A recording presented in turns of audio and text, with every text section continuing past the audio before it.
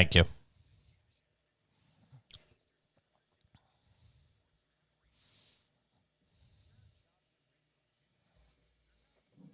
Yeah, we got 2 guests tonight, so those will both be in the podcast.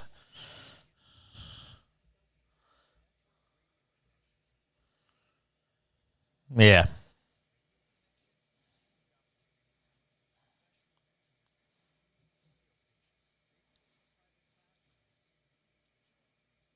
Thank you.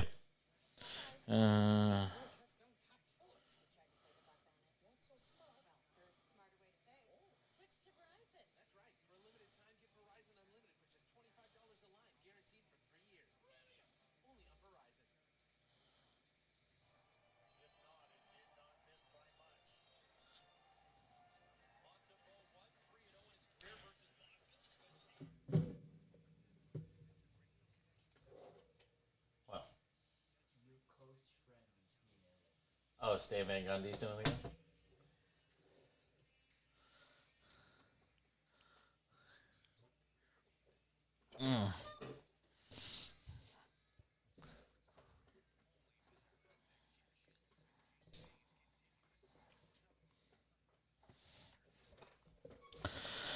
Thank you, Chad Erickson, for that wonderful introduction, and thank you to you for tuning in tonight. We've got the video fixed on the streaming side, so you can check us out on Twitch, JasonPage77, on Twitter, @TheBackPage, YouTube, the Decibel 88 channel. We're everywhere.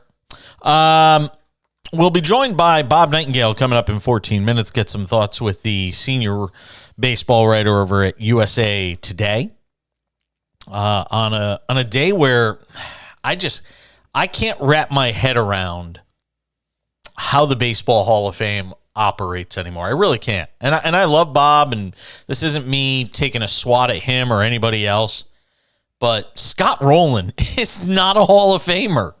He's going to be in the Hall of Fame, but he doesn't belong in the Hall of Fame.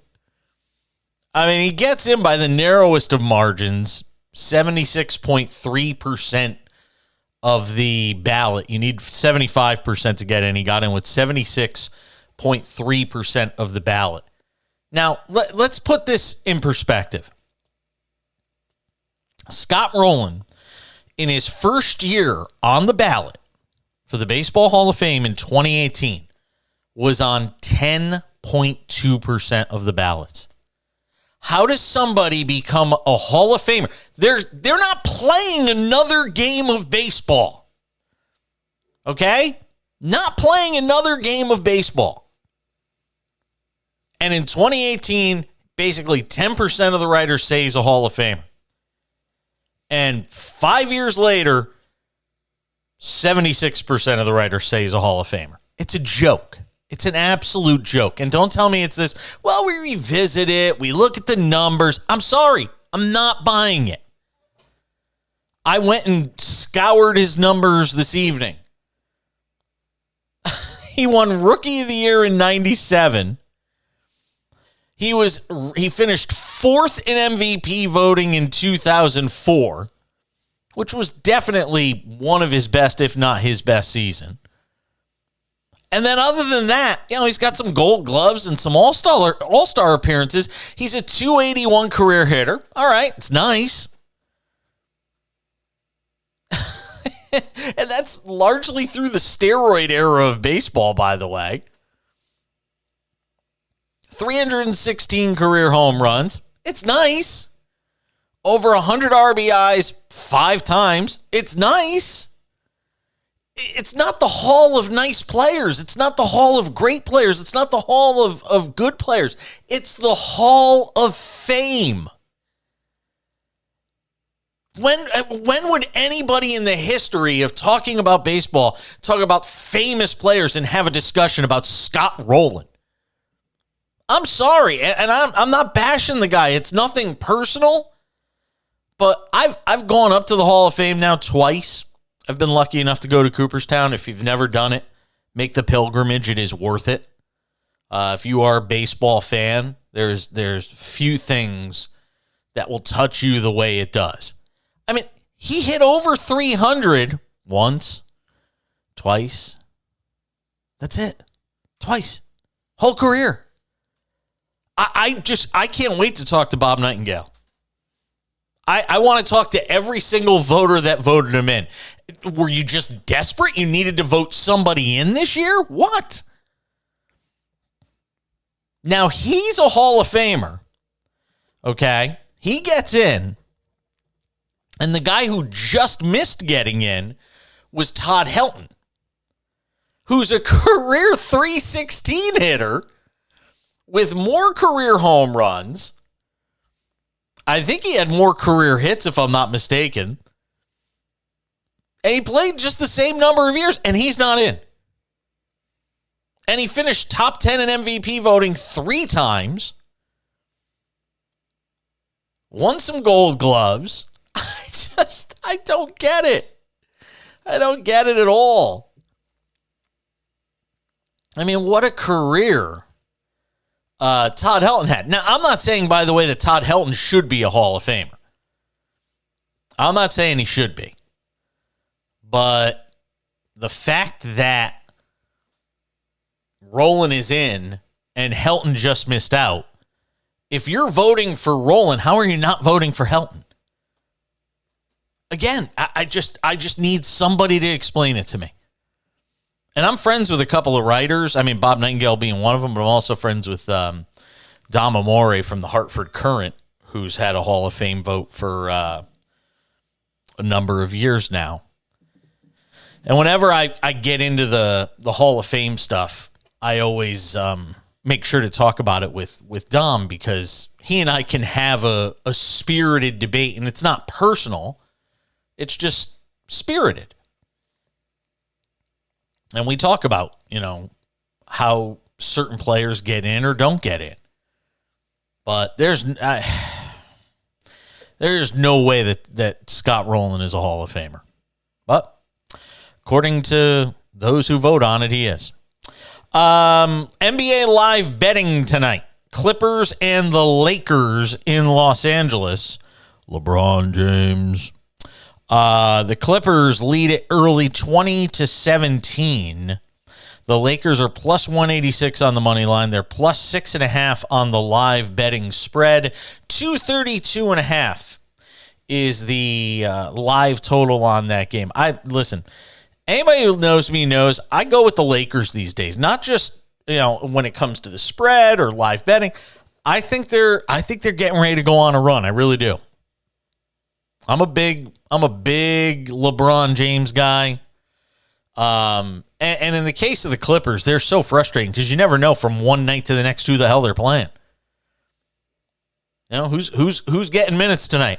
Oh, Kawhi's playing tonight? Yay! Paul George is playing? My goodness, Paul George and Kawhi Leonard on the same night? What do we owe this honor to?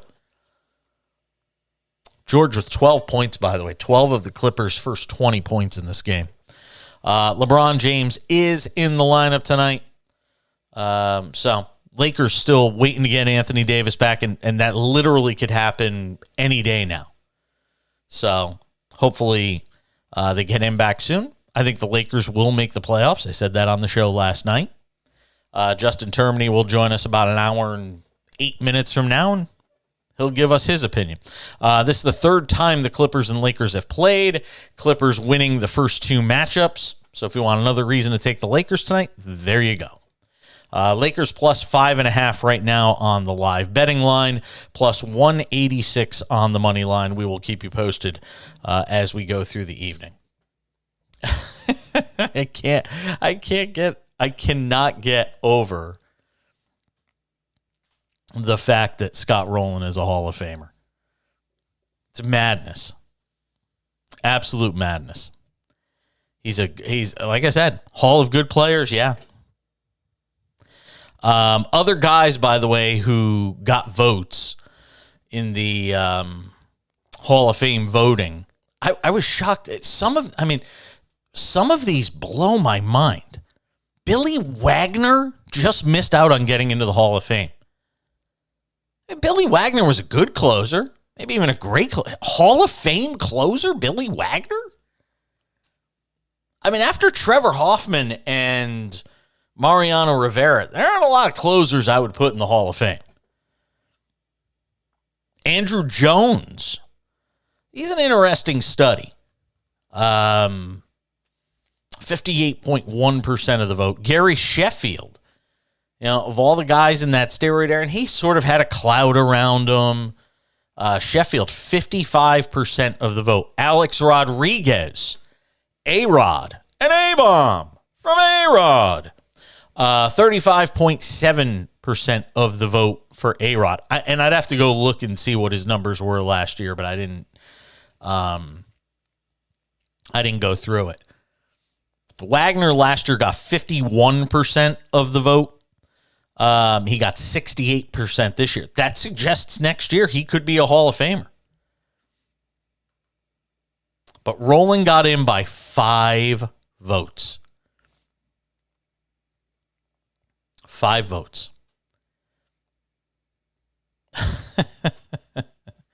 Well, we'll wait and see what Bob Nightengale says. He'll join us coming up on the other side. And I'm going to ask him, did he vote for Scott Rowland? I'm sure he'll tell me. A-Rod, by the way, 35.7% of the ballots during his second year of eligibility. Last year, he was on 34.3% of the ballots. So, slight movement. And that is really slight. We're back with Bob Nightengale on the other side.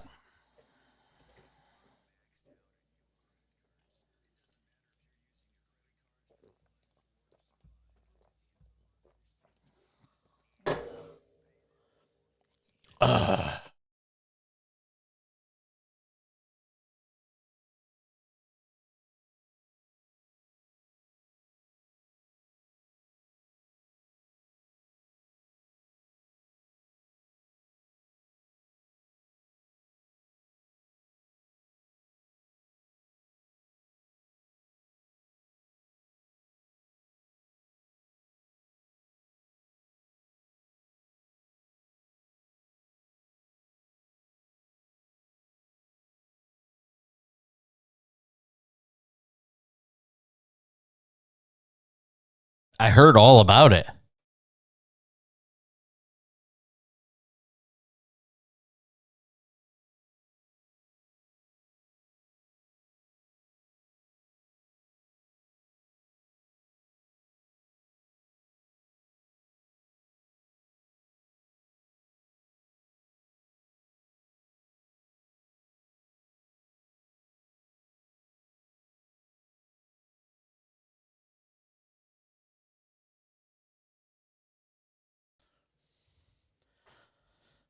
Half.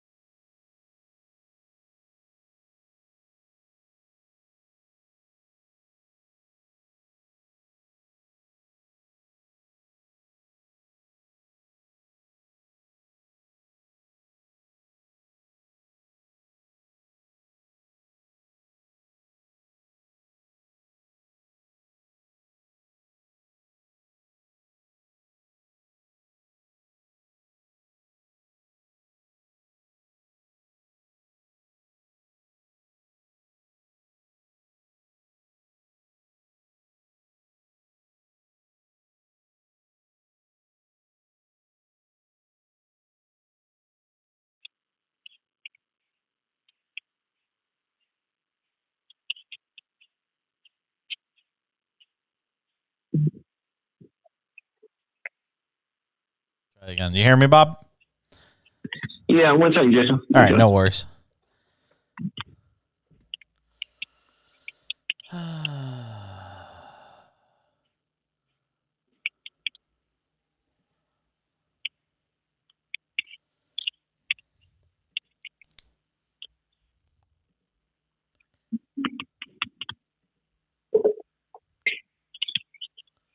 Okay, Jason. All right. We'll get going here in about 30 seconds. Okay. Thank you. You in Phoenix? You home? I am. Nice. Yeah, Nice. Phoenix, yeah. I'll be down there for the Super Bowl in about 2.5 weeks. Oh, yeah? Okay, cool. Yeah. All right, hang tight. Here we go.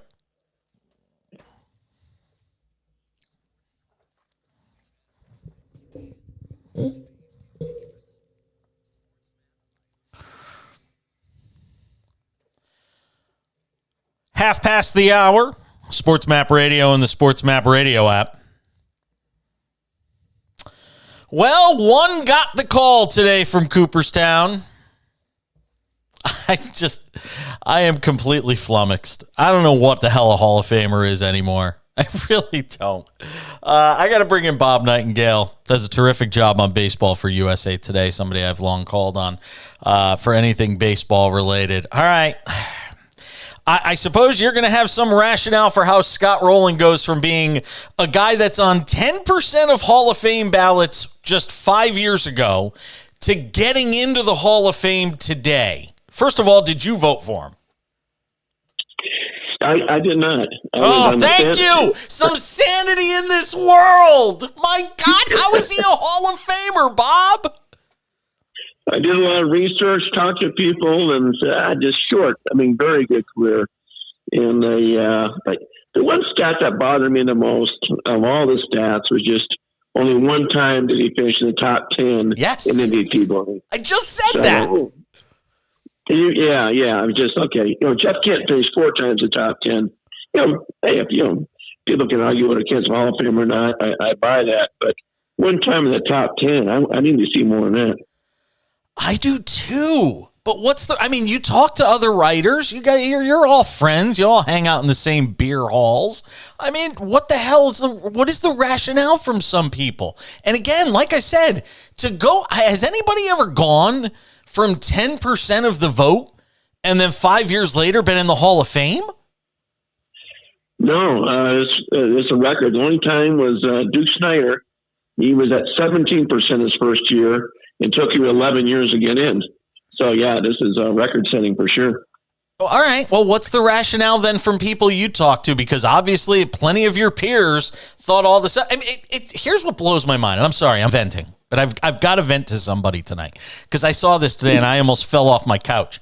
Here's what drives me nuts.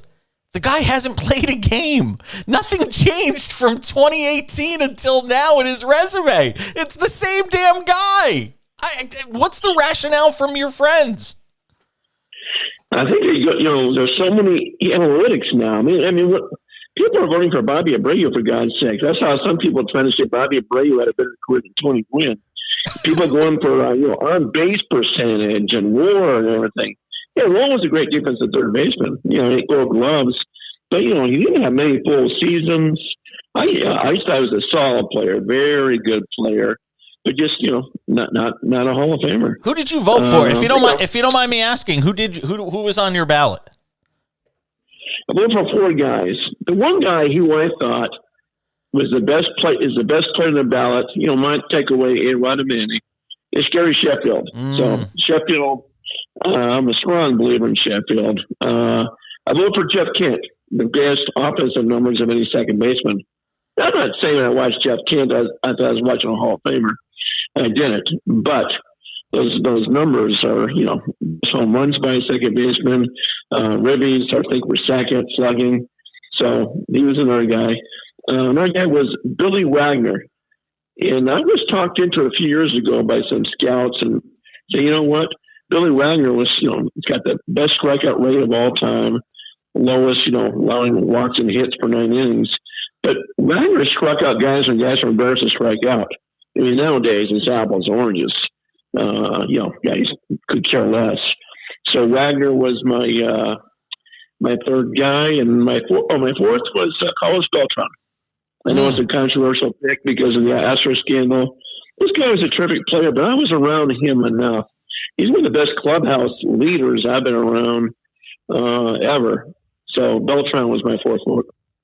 Interesting. Talking with Bob Nightengale, MLB writer over at USA Today, joining us here on the Cash In SportsMap Radio and the SportsMap Radio app. Why not Helton?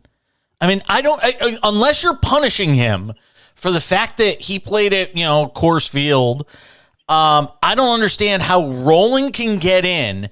If you put Rolen on your ballot, if you check that box where Rolen is on the ballot, and you don't check it for Helton, I'm sorry. To me, it just lacks credibility. Yeah, well, I didn't check for either one, so I'm okay. You're right, you didn't. But Hilton was like, 360-some home runs as a first baseman, playing 17 years at Coors Field. He's a .317 career hitter. Well, on the road was 280? Yeah. I thought night and day, I'd take Fred McGriff in a heartbeat over Todd Helton. I think Fred McGriff would have hit 600 home runs if he played his home games at Coors Field. I used to think Coors Field was such a bandbox and such a home run haven. I want to see more home runs by my first baseman. I really do. That's why with Helton, I thought the power numbers aren't there. I put him in the same thing as Rolen. A very good player, outstanding player. I just thought he was short, just a little short of the Hall of Fame. Did you vote for Larry Walker? I voted for Walker the final year in the ballot. I didn't want to be the jerk to leave him off if he missed by one vote. But my thing with Walker was he didn't play that many games. He only had like a few seasons of 120 games. I just thought he needed to play more games. Same thing, a great player. He could be dominant. I think he had probably more dominant seasons than Helton or Rolen did. Just thinking down my head here, but I voted for Walker just in the last year. I think it was the last year. The last year was eligible, so that's why. Bob Nightengale joining us, MLB writer over at USA Today, does a terrific job over there, giving us a few minutes here on the Cash In on the day where it is announced Scott Rolen, the only person who crossed the 75% threshold. He made it by 5 votes. He gets into the Hall of Fame just 5 years after only getting about 10% or 11% of the vote on those same ballots. Read anything into the A-Rod numbers? Ramirez went up a little. A-Rod, I think, went up a point.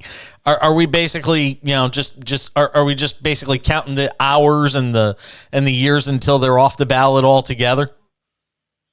Yeah, absolutely. I mean, they have zero chance. I mean, you and I have a better chance of getting into these two guys too.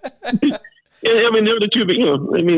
If you disregard PEDs and stuff, obviously the two best players on the ballot. But tell you what, if Barry Bonds isn't in the Hall of Fame, who never got suspended, never, only helped his team win, and you're, voting in a guy who missed an entire season for PEDs, testified that he used, PEDs all 3 years in Texas, he's got zero chance.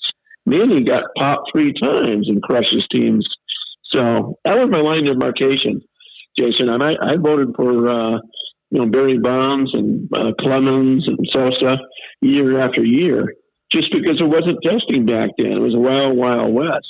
But once there was, rules in place, once there was testing, and you got popped for it, hey, shame on you, you're out. Talking about Bob Nightengale of USA Today on the Baseball Hall of Fame. Hey, before I let you go, this Mike Clevenger story is obviously gaining some traction. He only recently signed with the White Sox, being investigated on domestic violence allegations. Where is this story right now? Well, MLB's been investigating it, since midsummer. I think in light of what happened to Bauer and stuff like this, I'd be shocked if he's not suspended for some length of time. Sounds like there's another woman involved, might have been his first wife sort of thing, but an ugly thing. And obviously there was should have been red flags with him. Remember when he violated the whole COVID thing and snuck out in Chicago, and, there's this teammate, Zach Plesac, who gets popped. It wasn't, he didn't say a word until they found out about him 3 days later. then in San Diego, the whole Bauer thing and the victim in San Diego, well, came on the court that he was involved with her too. So just a lot of red flags. It's like, I was surprised he got that contract in Chicago, and I think it's going to be if he does pitch for them, I just think it's a complete public relations nightmare for the White Sox. Yeah, I agree. I only got about 30 seconds here. I need you to be quick on this. Artie Moreno hanging on to the Angels. Does it make it a fait accompli basically now that Shohei Ohtani's not going to be staying there? I'm not sure if it would have made a difference. I don't think they got the sales price they wanted for the Angels or might have been gone. I still think Ohtani is either going to the Dodgers or San Diego Padres. I won't rule out the Giants or Seattle. I definitely think stays on the West Coast. He's kind of a hermit. I cannot see him pitching in New York. I really cannot. Well, you just killed a whole bunch of fans' hopes and dreams with that last comment, Bob. Thanks, buddy. Hey, he doesn't go out. He doesn't go out. He goes back to his apartment, sleeps, and has food delivered in. He's not a guy who likes to venture out. No, you're right. I saw a picture of him next to a basketball player the other day, though, and I was shocked at how big he is. The guy's a monster. He's huge. Yeah, very big guy. Yeah. Bob Nightengale, USA Today. Thanks for joining me on short notice tonight. All the best, my friend, and thank you for not voting for Scott Rowland. Great guy. Yeah, exactly. See you later. Yeah, love Bob Nightengale. We're back on the other side. There is Mike Trout news. Nothing important, but it's next. I love Bob.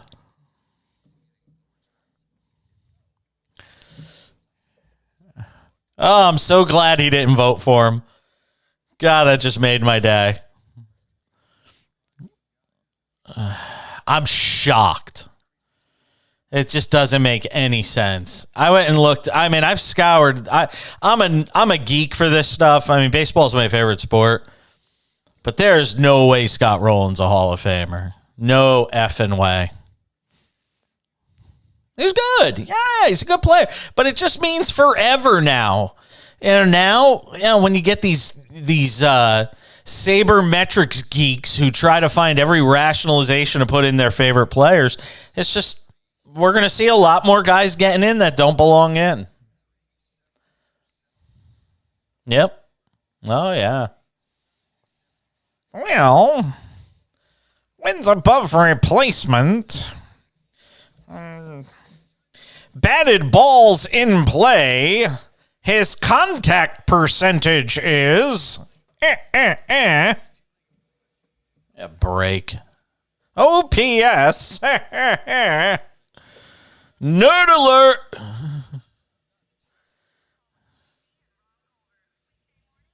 Terrible.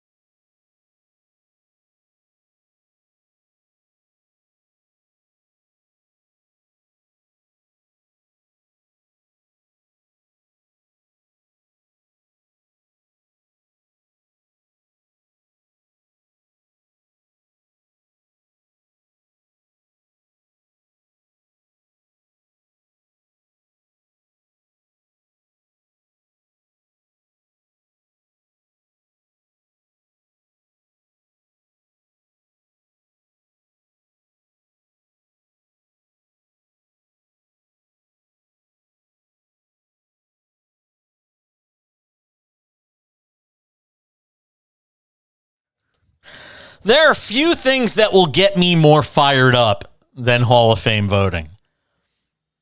It's the one day out of the year, especially during the offseason, where I will just geek out on baseball. But I'm sorry, there's no way Scott Rowland's a Hall of Famer. 5 years ago, he was almost off the friggin' ballot. I mean, it's stupid. And look, and now the floodgates are going to open. Because if he's a Hall of Famer, there's going to be so many other guys that don't belong in the Hall of Fame that are going to get in. And it's not to say that guys before, Bill Mazeroski getting in was a joke. Phil Rizzuto, who I love. I mean, I grew up a Yankee fan. Phil Rizzuto wasn't a Hall of Famer. Holy cow. He wasn't a Hall of Famer. Good guy, nice player, but come on. I'll tell you a guy that should get more than 17% of the vote. Andy Pettitte. And I know he's one of he's convicted in the court of baseball as a steroid cheat and all that stuff. Andy Pettitte, that dude balled out for a long time and was really, really good. You go look at his postseason numbers. 19-11 in his postseason career. I mean, the guy was a hell of a pitcher for a long time. Yankees don't win all those World Series without Andy Pettitte. Never won a Cy Young. It's top 5 a bunch of times.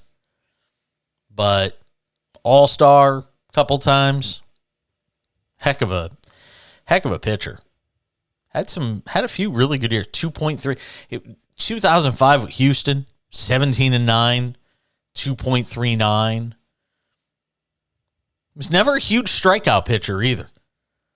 Never a big strikeout pitcher. Second year in the league with the Yankees, he was 21-8. Finished runner-up for Cy Young that year. And the ERAs were always a bit higher. Because, again, he pitched in that era. He pitched in that, sort of that steroid window where it was the game where PEDs were most prevalent. Scott Rowland's a Hall of Famer. Give me a break. What a joke. 1-800-224-2004 from anywhere in America. 800-224-2004. And if you want to tweet at the show at the back page. And meanwhile, Don Mattingly, the only way he gets into the Hall of Fame is if he buys a ticket. And Scott friggin' Rowland's a Hall of Famer. Joke. It's just, I'm sorry. It's an absolute joke. There's no getting around it, folks. No getting around it. Couple items before we wrap up the first hour of the show. One, Mike Trout could hit a golf ball a really long way. I saw a video of him tonight. He had a ball speed. I think they said he had a ball speed of 184 or 185 miles an hour, which is like 9 miles per hour faster than even Tiger Woods. And I saw people talking about, wow, what an athlete Mike Trout is. Greatest athlete of this generation. Great. Well, you know what he does for a living? He plays baseball. I don't care if he could hit a golf ball 185 miles an hour. You know what's missing from Mike Trout's resume? A World Series. You know what's missing from his resume? Trips to the postseason, for crying out loud. He's had very few of those too. For me, when it comes to the Mike Trout conversation, it all boils down to, what's the guy won? He's got this monster contract from the Angels.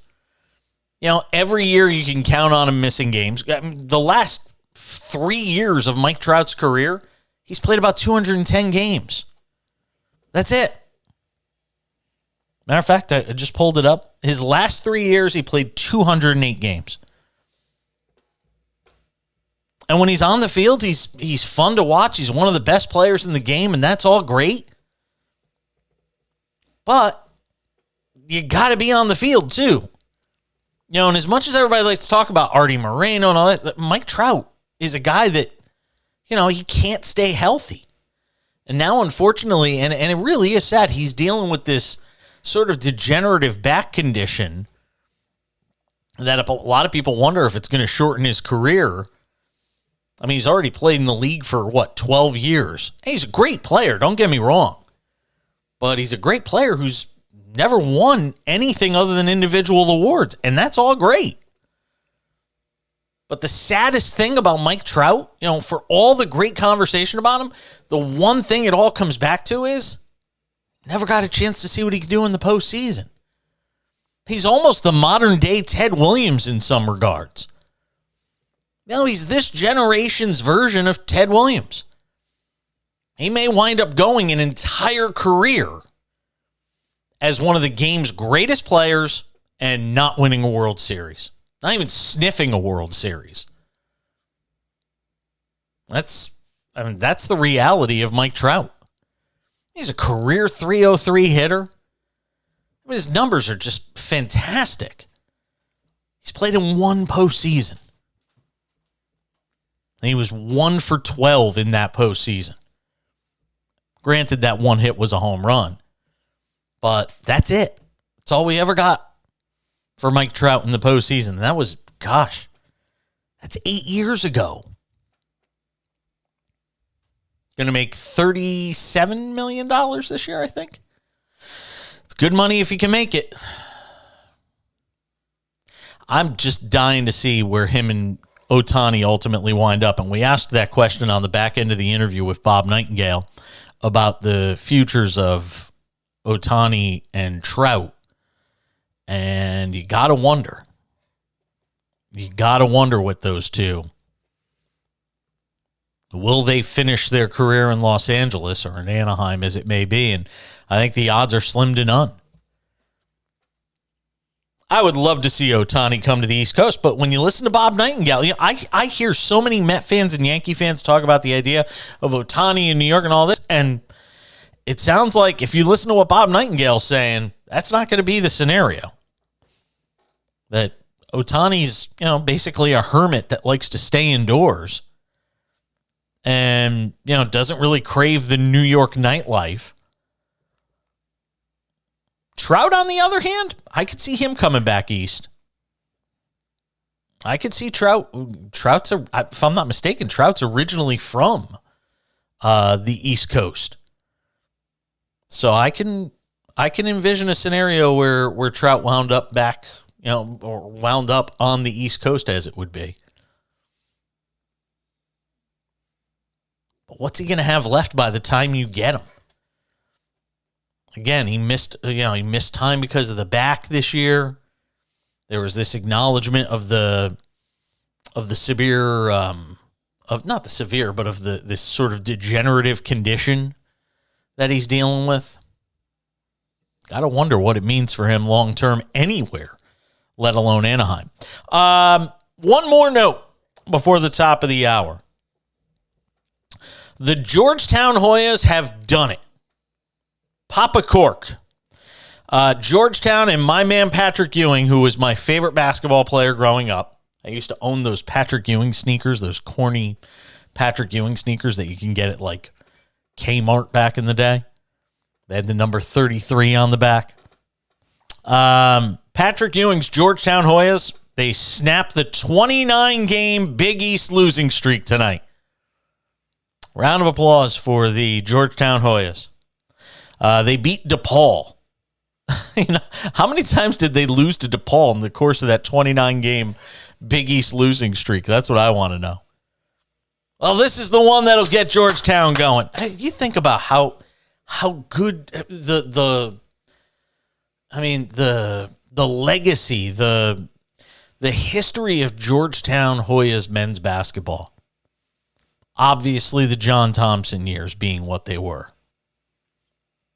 And then even his son who took over. And what a train wreck it's become with Patrick Ewing. And I'm not saying it's Ewing's fault or anything like that. All this stuff comes down to recruiting, and who knows what kind of a recruiter he is, and what that program's going through on the inside. But there was a time when people were screaming for Patrick Ewing to get an opportunity as a head coach in the NBA. He'll be lucky if he gets a job coaching CYO by the time he's done at Georgetown. He's going to have to go become an assistant in the NBA again, because he's not going to stay much longer at Georgetown given the the disaster that program is. He'll go back to the NBA, become an assistant somewhere, and hopefully he gets a job as a head coach in the NBA somewhere. He certainly has worked hard at it, but man, go back to your alma mater and can't even win games in the conference? Tough. And this isn't the Big East of old either. This is a watered-down Big East compared to what it was when Ewing played in it. Another hour of the cash-in is right around the corner on SportsMap Radio. Be right back.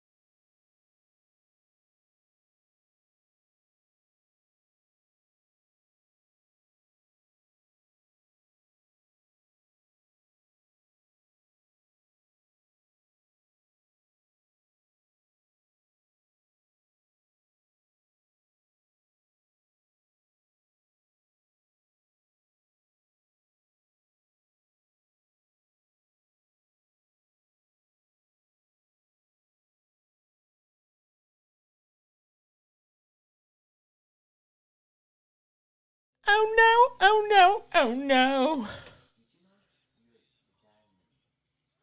Yeah. No.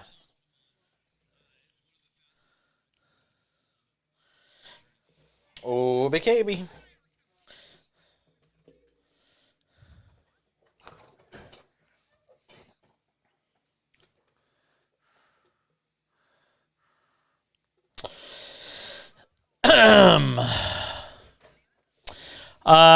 The Hall of Fame discussion, I wouldn't mind having on in the podcast before Nightengale. Yeah. Thank you.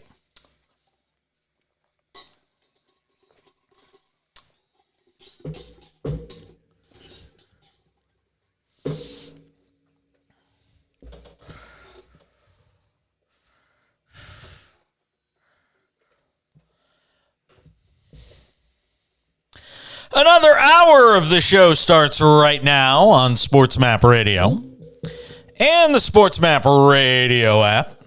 Thank you for being with us. Thank you very much. Lakers are getting mollywopped. Look, I'm not prejudging because the Lakers always make runs in these games. So I'm not going to prejudge and say, oh my God, it's going to be another TNT second half blowout. It's just these doubleheaders. It's amazing. You always get one good game on the front end and one bad game on the back end. Every time. It's 65-46 Clippers late second quarter. Mind you, the Lakers were getting destroyed by, was it Memphis? No. Who were they losing to the other night?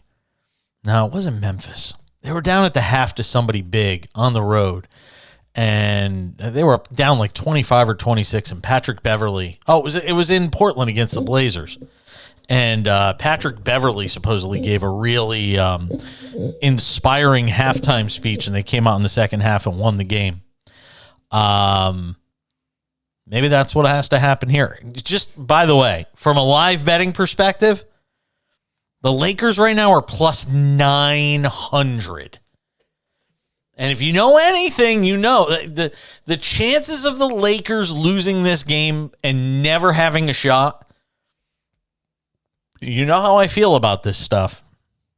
If you're looking for value, the value is in the Lakers at plus now 870, trailing 65-47, because you're not betting the Clippers minus 15.5. That's a fool's bet.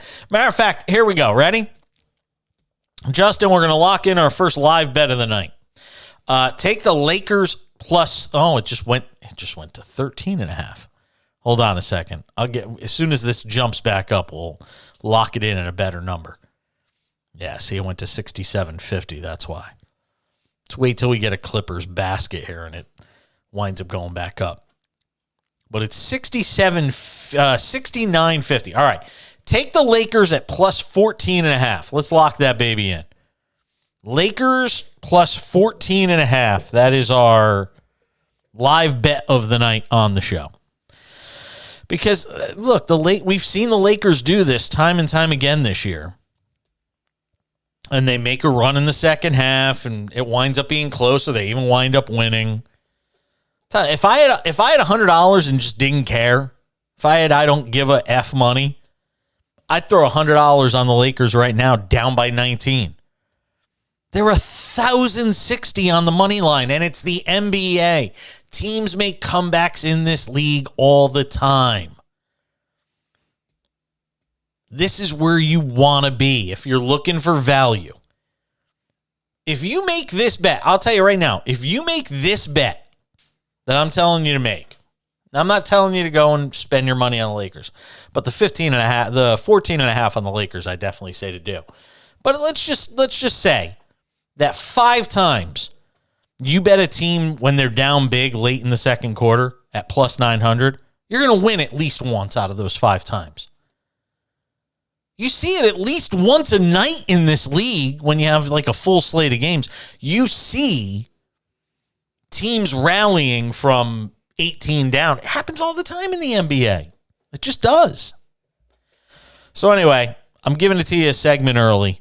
The Lakers plus 14.5. That's our live bet of the night. Hello to our friends listening on the great 97.1 The Freak in Dallas. Oh, they're not listening because that game is still going in Dallas. Sorry. The matter of fact, it may be going to overtime. Dallas and Washington tied at 126 with 4.2 to go in the fourth quarter tonight. Luka's got 41 on 16 of 29 shooting. Oh, my God, he's ridiculous. Luka Doncic tonight, 16 of 29 from the field, 41 points, 15 rebounds, 6 assists. Amazing. And he's still a -1 for whatever all that stuff means. The old plus minus. What's your team doing when you're on the floor?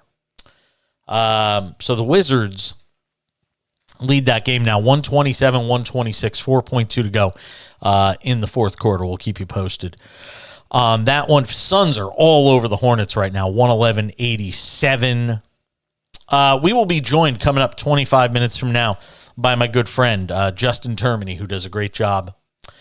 Justin is with SiriusXM, and he hosts the afternoon show with Eddie Johnson. He's been over there for a while at SiriusXM Radio. So we will chat with him, get some thoughts around the NBA. And interesting decision today surrounding the All-Star game that we'll get to a little later on as well. So Jerry Jones was supposed to speak on a Dallas sports radio station today. Not this one that you're listening on if you were listening on 97.1 The Freak. But Jerry Jones was supposed to do his weekly call-in today. And guess what? Jerry Jones was a no-show. I mean, was he that upset about the loss on Sunday in Santa Clara against the 49ers? Canceled it. Every Tuesday morning following the Cowboys game, he joins 105.3 The Fan in Dallas. And apparently, that just wasn't going to happen. And you know what? He's not the only one. And look, I mean, if you're guys in the organization and you're looking around for, someone to model yourself after, just go ahead and follow Jerry Jones' example, because Micah Parsons did it earlier this year. He's supposed to go on every week with FS1's Undisputed, and he bailed the first week he was supposed to appear after Dallas lost to Tampa Bay 19-3. So now Jerry Jones is doing the same thing. Dallas, look, I mean, here's the reality. The Cowboys have a lot of questions to try and answer right now as they go into the postseason, into the offseason, rather. We talked about Dak Prescott ad nauseum yesterday and what this organization could or potentially couldn't do in the offseason. That's not the only thing they've got to figure out. Zeke Elliott, is a shell of his former self.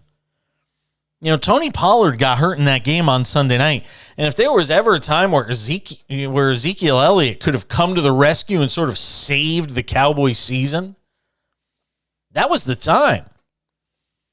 And he was a non-factor in that football game.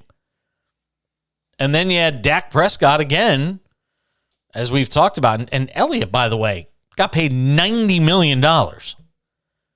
If you want an example as to why the New York Giants are hesitant about paying Saquon Barkley, this big contract they were talking about, maybe, in the area of $13 or $14 million a year. He said he's not going to try to reset the running back market. Christian McCaffrey, I think, has got the most. I think he's about $16 million. But if you're the Giants and you need any sort of reasoning or rationale why you don't give running backs these monster contracts. I mean, how many people thought Tony Pollard was going to be this good, by the way, and there he was. And every year these guys are out there as far as running backs are concerned in the draft, and you can go get these guys, middle of the draft. You can get these guys on the second day and still have a good running back to run with and save yourself a ton of money. And I say this as a guy that likes Saquon Barkley and think the Giants would be better off with him. But at the same time, you never know where that cliff is. I mean, Barkley struggled the last 2 years to get anything going, and then this year has a breakout season in his contract year and thinks in some regard he's going to be able to put the Giants over the barrel. But the reality is there's so many running backs out there. I mean, there are a dime a dozen in this draft every year. So you got to wonder if the Giants wind up giving Barkley the money he wants. And if you're the Cowboys, I mean, what do you do with Ezekiel Elliott at this point? And then the Cowboys are going to have to figure out what to do with Dak Prescott, who we talked about yesterday on the show. But very interesting. Jerry Jones has never met a microphone he didn't like. And he saw fit not to appear for his conversation with Dallas sports radio station, 105.3 The Fan. Clippers lead the Lakers at the half, 77-54. Yeesh.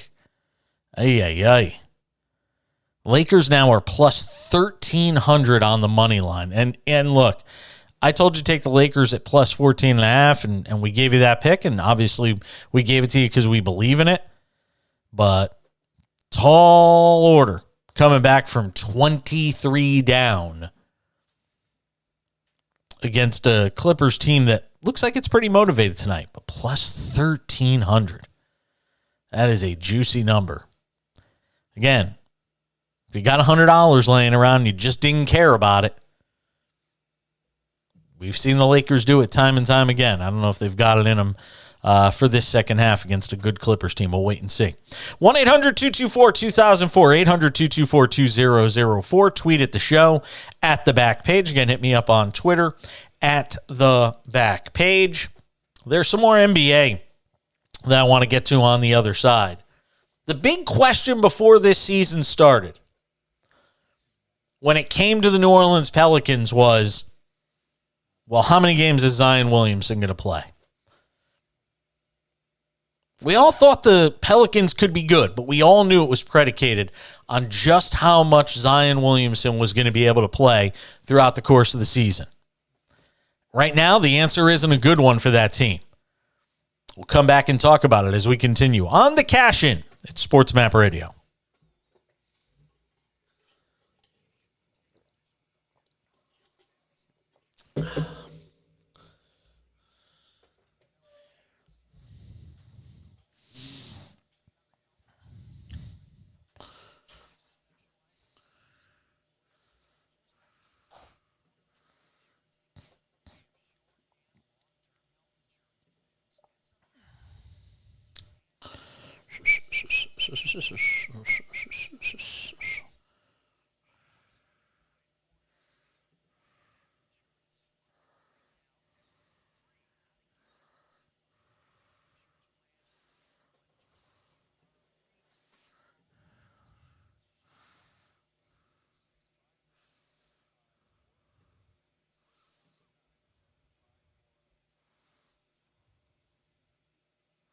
Uh, 18 minutes.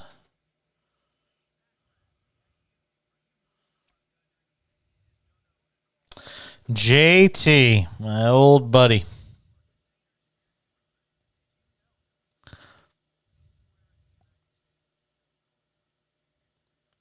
Yeah, Sirius XM. Why, you listen? Oh, okay. Yeah, we both worked together at Sirius XM. I'm talking like 17 years ago.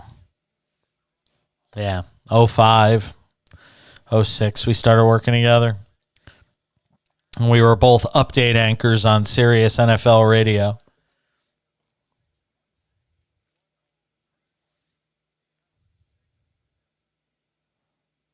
Oh, God, yeah.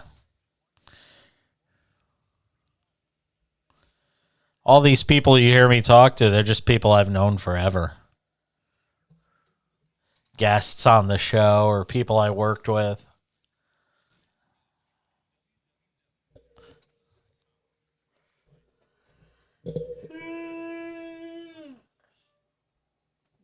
Oh, yeah. I've been talking to Bob for 15 years.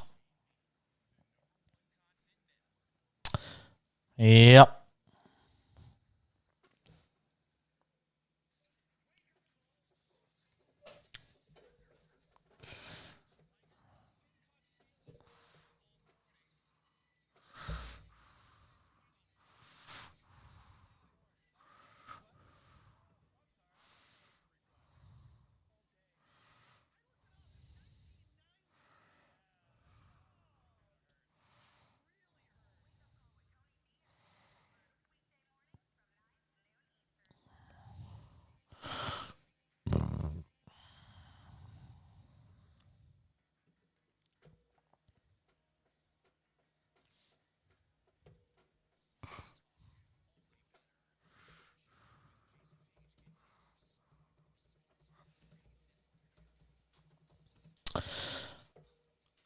Nothing wrong with a little Top Gun music, because Top Gun Maverick is nominated for Best Picture. You imagine? Top Gun Maverick, starring Tom Cruise, has been nominated for an Academy Award. It's just crazy. Have you seen producer, engineer Justin is working on the show tonight. Justin Barbosa. He does have a last name. We just rarely use it. Justin, have you ever seen the Top Gun movies? Have you seen the first one? Okay, I just want to make sure. Because if you saw the second one and didn't see the first one, I might have to ban you for life from working on the show. But you've seen them both. Okay. I was one of those people that was like, I'm going to be first in line at the theater when Top Gun Maverick comes out. Waited forever for it to come out. They held it back for like 2 years, and then they finally put it out. Who hasn't seen it yet? Me. It's a bad job by me. Let me tell you how bad it is. I have Paramount Plus. I could literally just flip on my TV and watch it. Tonight when the show ends at 10 p.m. Pacific, 1 a.m. on the East Coast, I could literally sit down on my couch and watch Top Gun Maverick. And I probably won't. And I don't know why. I just have not. It means having to commit. I don't know how long it is, probably a couple hours. It means having to commit that time and just sit in one place and watch a movie. And I'm so ADD sometimes that I struggle with those simple things like that. Elsewhere, for those Best Picture nominees, by the way, Avatar. I have not seen a single movie that's nominated. All right, let's see. How many of these has Justin seen? Have you seen Avatar: The Way of Water? You saw that too? Wow, so you're a moviegoer. You like to go to the movies. All right, so you saw Avatar: The Way of Water. I have not seen any of the Avatar movies, so I just assume, go watch anything but that. It does nothing for me. Yeah, I'm sure. It's James Cameron. I mean, it's going to be that way. Elvis I have not seen. I should, because I've always been fascinated by Elvis. The Fabelmans is supposed to be really good. Tar, I don't know anything about Tar. Triangle of Sadness, I don't know anything about that. And Women Talking. Those are the 7 nominees for the Academy Awards. All right. Let's see. Best Director, Steven Spielberg for The Fabelmans. Best Actress, Cate Blanchett for Tar. Tar. Just sounds weird coming off the tongue. Everything, Everywhere, All at Once is supposed to be really good.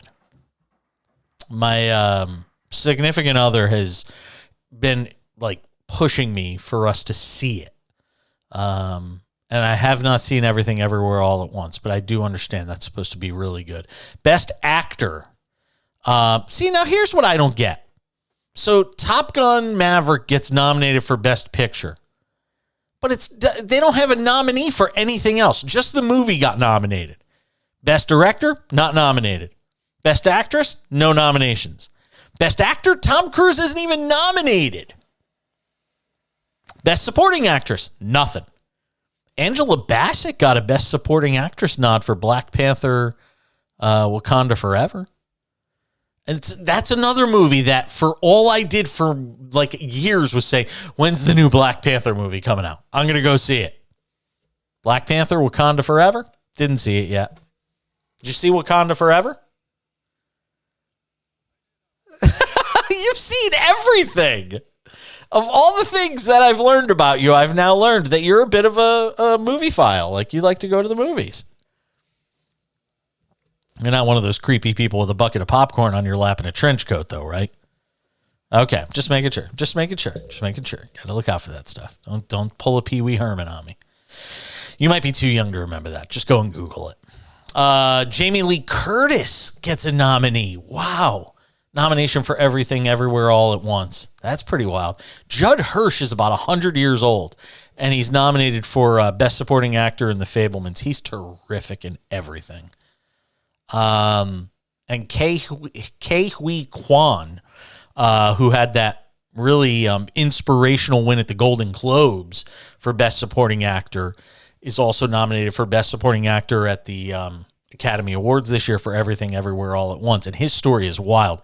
If you don't know the story of Ke Huy Quan, go and look at it, because, and if you're my age, you remember him. When I was a little kid, he was in a movie called The Goonies. And then he was in Indiana Jones and the Temple of Doom. And he was just this little kid. And, you figured his career just sort of peaked out there. One of these child actors, good when they were younger, and then just kind of blends into the crowd and never really does anything again. And all these years later, there he is, nominated for a Best Supporting Actor for Everything Everywhere All at Once. It's kind of cool. So anyway, that's what you get from me when Justin decides to play a little Kenny Loggins Danger Zone coming back from the break. You get me into some crazy rant on the 2023 Oscar nominee list. 800-224-2004, 800-224-2004. I'll ask Justin Termini if he's seen Top Gun Maverick. He joins us coming up about 9 minutes from now on the show. We'll get some thoughts with him on the NBA. I was supposed to pay off the tease on Zion Williamson. I really sucked at that. Zion Williamson out 2 more weeks for the Pelicans. And look, this is what you feared if you were a Pelicans fan before the season started, was how much Zion Williamson were you actually going to get? How many, and you knew he had to play, for them to go anywhere, Zion Williamson has to play 70 games, and that's not going to happen this year. It's just not even close. You go and look at the numbers this year. He's having a great season. He's averaging 26 points, 7 rebounds, 4.5 assists a game. But you need him on the court more than let's see, how many games has he played? He has played in, let's see, 29 games. So he's already missed. Let's see if we can get the Pelicans. Let's see. New Orleans, by the way, losing tonight at home to Denver, 99-98. They've played 48 games, and Zion Williamson has played in 29. And he's going to miss another 2 weeks. So basically, you're talking about a guy who's going to play about a little more than half the season. And the sad part is the Pelicans are a really good team that I think could scare a lot of teams come the postseason, but he's got to get out there. Otherwise, they're going to get crushed in the seeding. And they got a lot of talent. But no such luck tonight as they fall at home to Denver, who improves to 34-14, 99-98. Denver wins it. So the latest injury for Zion is this right hamstring injury, which they've been just continually reevaluating, and they say it's going to be at least a couple more weeks. He's healing as expected from the injury that he suffered back about 3 weeks ago. And again, he's missed 10 games going into tonight. Was it 10 games? No, 48. How could they say that? That doesn't make any sense. He's played 29 games. He's played 29 games, and the Nuggets have played 48 games. So he's missed a lot. He's missed a lot of action. Averaging 26, 7, and 4.5 assists, as we said. And New Orleans is 17-12 in those 29 games he's played in. So we'll see if they get him back soon enough and if they can hold things down without him. They are at the half Clippers lead the Lakers. Actually, it's early third quarter now. Clippers lead the Lakers 81-59. We have the Lakers plus 14.5, our live bet of the night. And if you want to look for some value on that game right now, the Lakers are plus 1,400 on the money line. Just dropped to plus 1,300. Wonder if Justin Termini's watching this game. I guess we'll find out on the other side. The host of NBA Today joins us to talk all things NBA. Maybe I'll ask him about Top Gun Maverick, too. I'm Jason Page. Thanks for being with us on the Cash In. This is SportsMap Radio.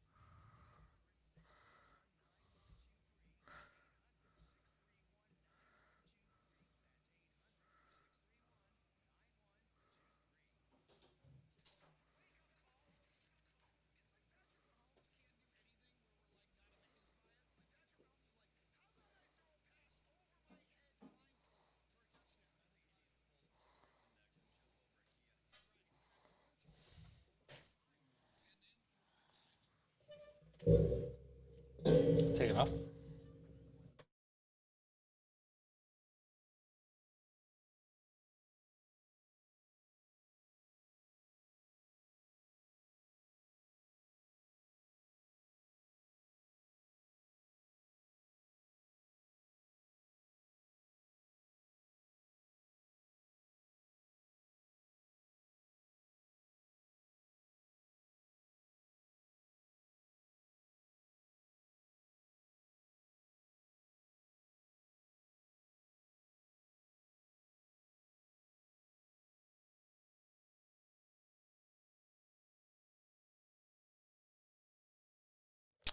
Let's get JT on the horn.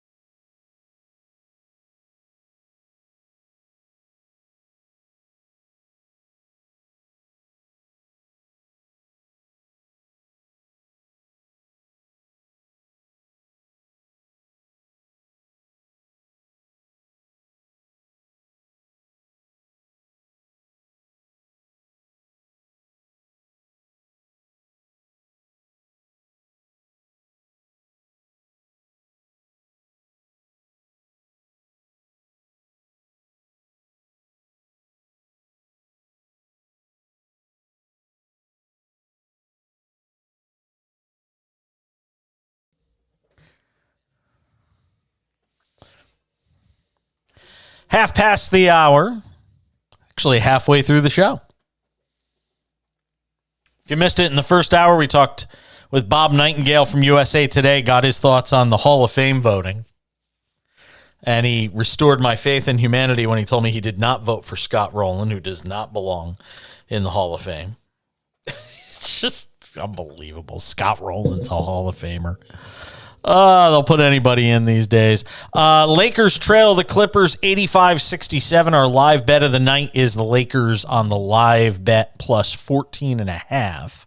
So they trail by 18 right now. So we'll see if they can reverse that deficit some. They're 1,060 on the money line. Justin Termini joins us, host of NBA Today over on Sirius XM alongside the great Eddie Johnson. We were just talking in the last segment, by the way, and I'll ask you. I'm not a big movie goer. My husband hates me for it. Did you see Top Gun Maverick? Yeah, it's one of the few movies I actually saw in the theater probably in the last decade. I actually ended up liking it. So I did like. It's one of the few movies that I would say in the last decade as well that I've actually enjoyed. Typically, like I'm an old movie guy. Yeah, see, I haven't seen it, and it was one of those movies that I said, "Oh my God, the second it comes out, I'm going to be there like opening day," and I still haven't seen it.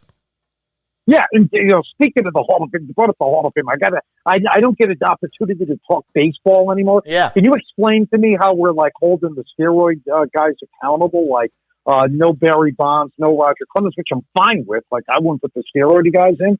But if we're not doing that, how does David Ortiz make it in last year? And then like A-Rod and Gary Sheffield and Manny Ramirez can't make it in this year because isn't David Ortiz a steroid guy? So I just don't necessarily understand that how Ortiz gets in, but nobody else associated with steroids does. Well, I think anybody who had a positive test, but and again, that's why the whole Clemens and Bonds thing sort of defies logic.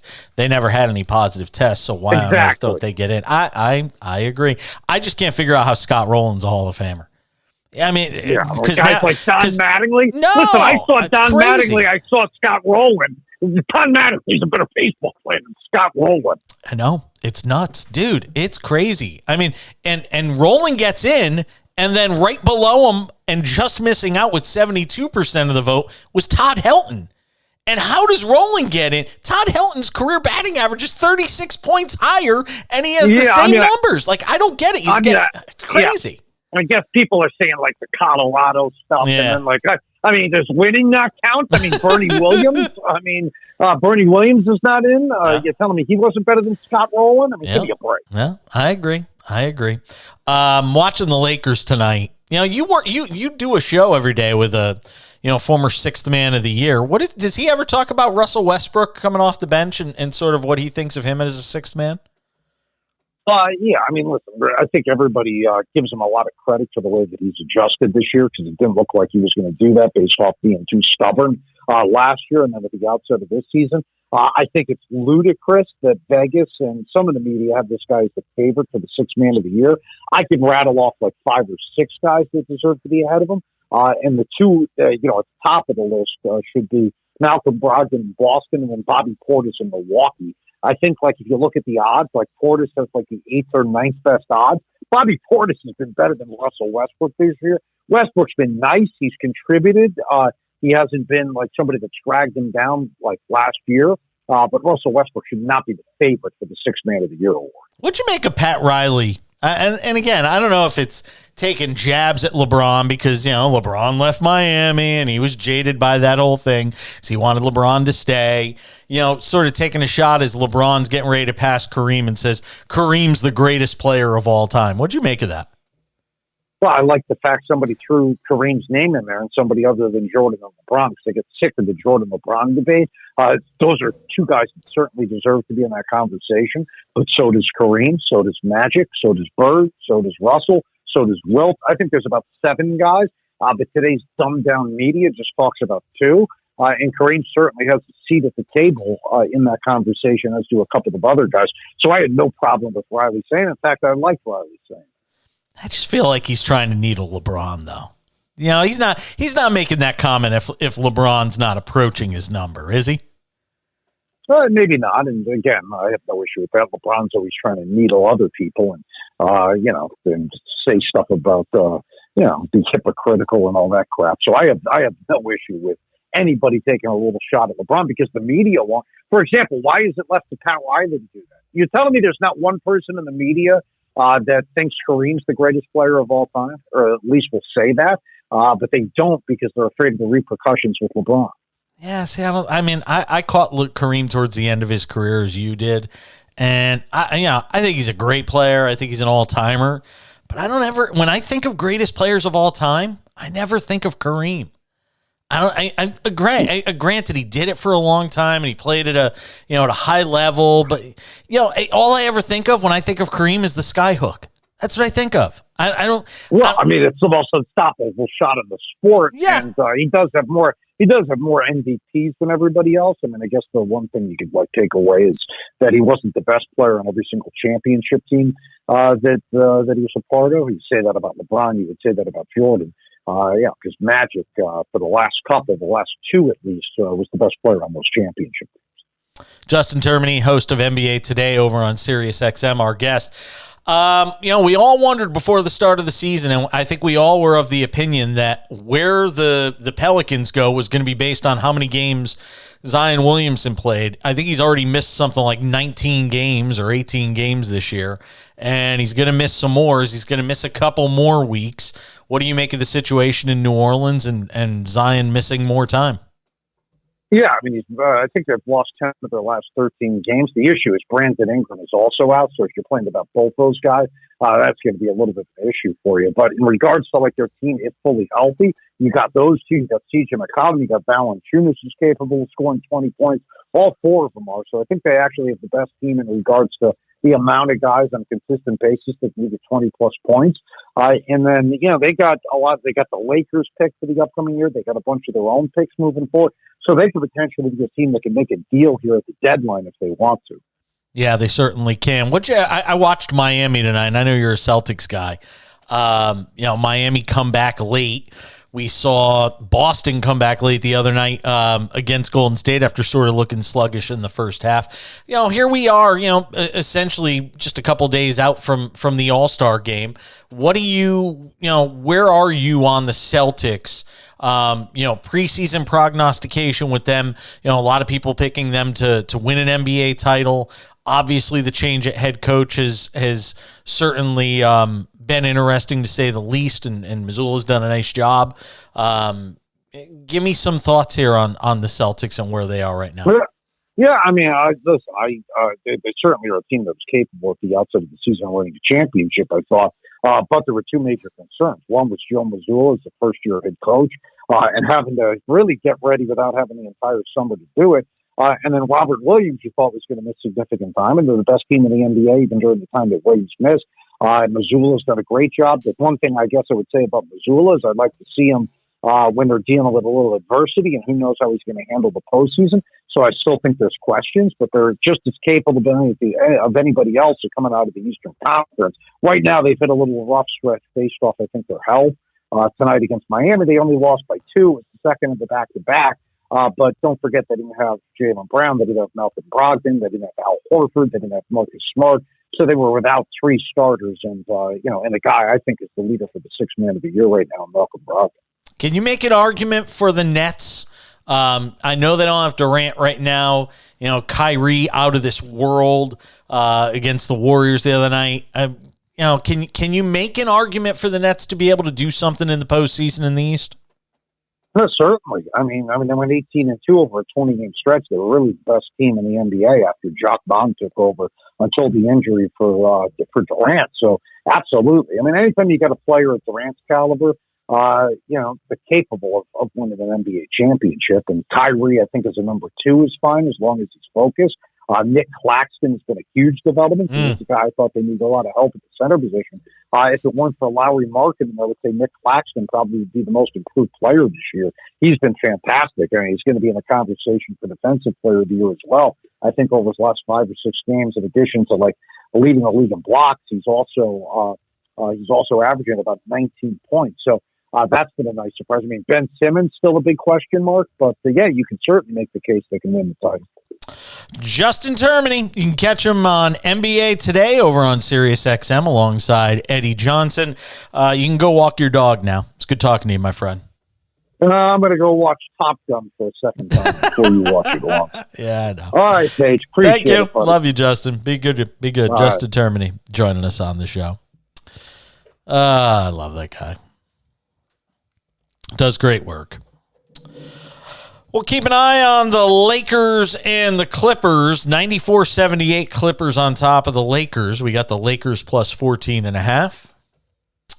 On the other side, it's a gentleman's game no longer. And a disturbing story about Conor McGregor. It's all in the cash-in next. SportsMap Radio.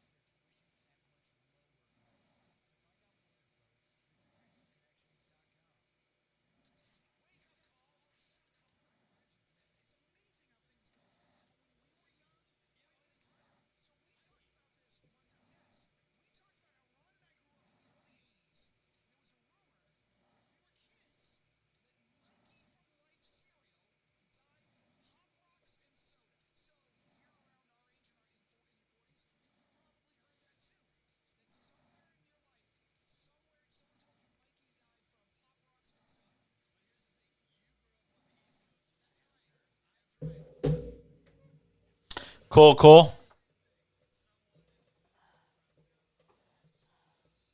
Minnesota.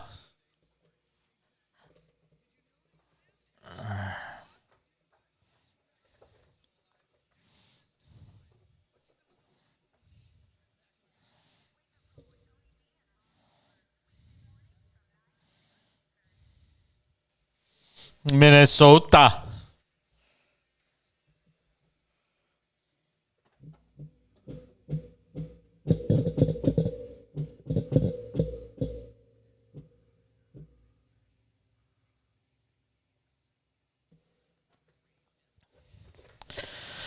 Keep waiting for the Lakers to make a run in this game. It just hasn't happened yet.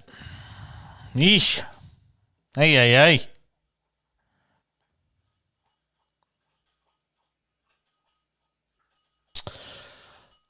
96-81 Clippers on top of the Lakers. So the lead is 15, and we've got the Lakers plus 14.5.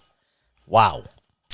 Minute 40 to go in the third out at Crypto.com Arena.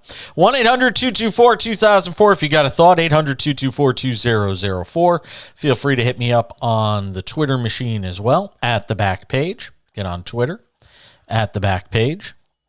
Thank you to Justin Termini for stopping by the show. See, even Justin Termini doesn't get the Hall of Fame.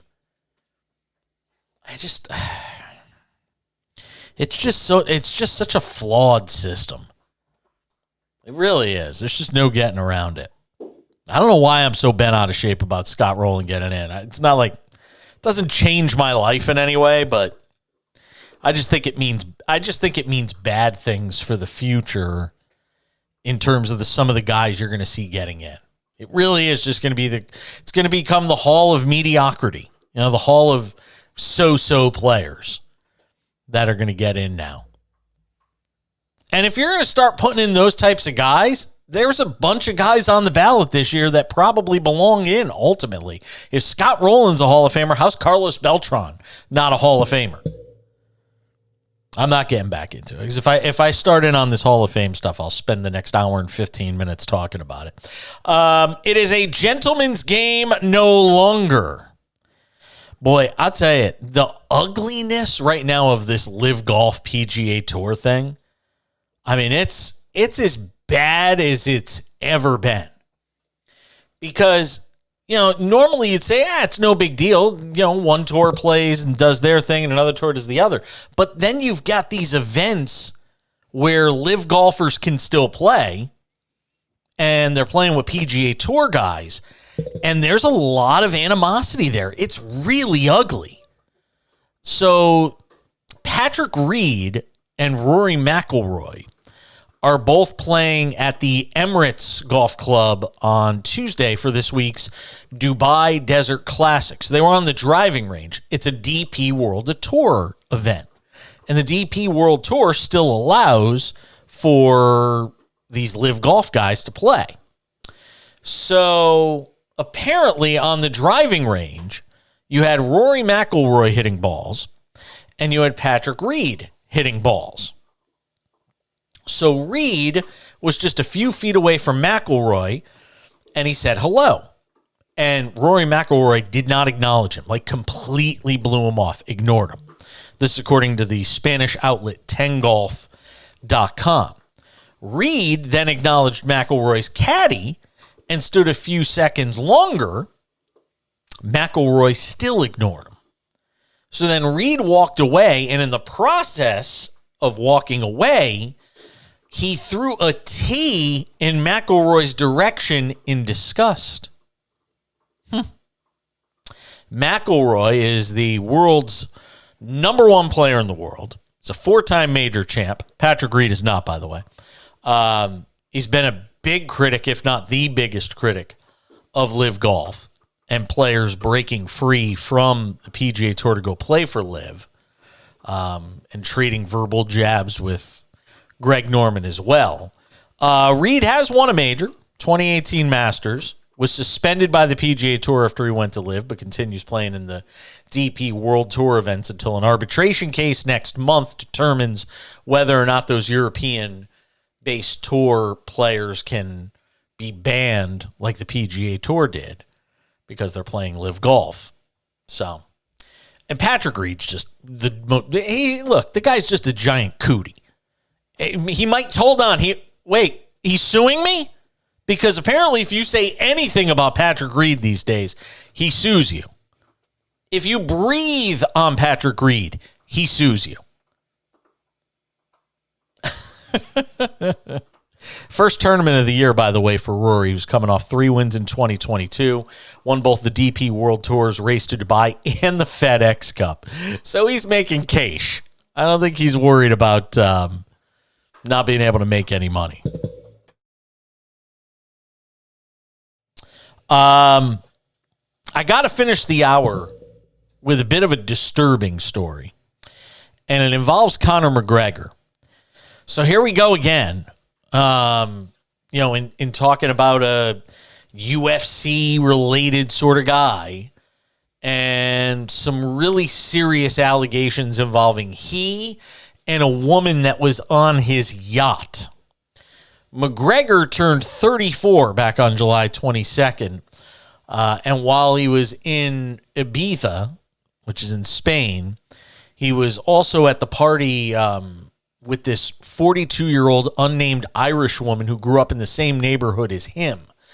Now there's a report that the former two-division UFC champ is under investigation for allegedly attacking that woman to the point where she had to jump off his yacht in order to escape him. The woman alleges McGregor kicked her in the midsection, punched her, and then said he was going to drown her. That's when she jumped off the boat and was soon rescued by a Red Cross boat. All his behavior changed at that moment, she said.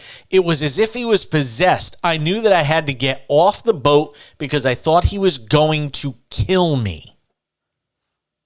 We have mutual friends and I have met him numerous times. I can't believe what he did to me. He is a criminal. I think he would have killed me if I hadn't gotten off the yacht.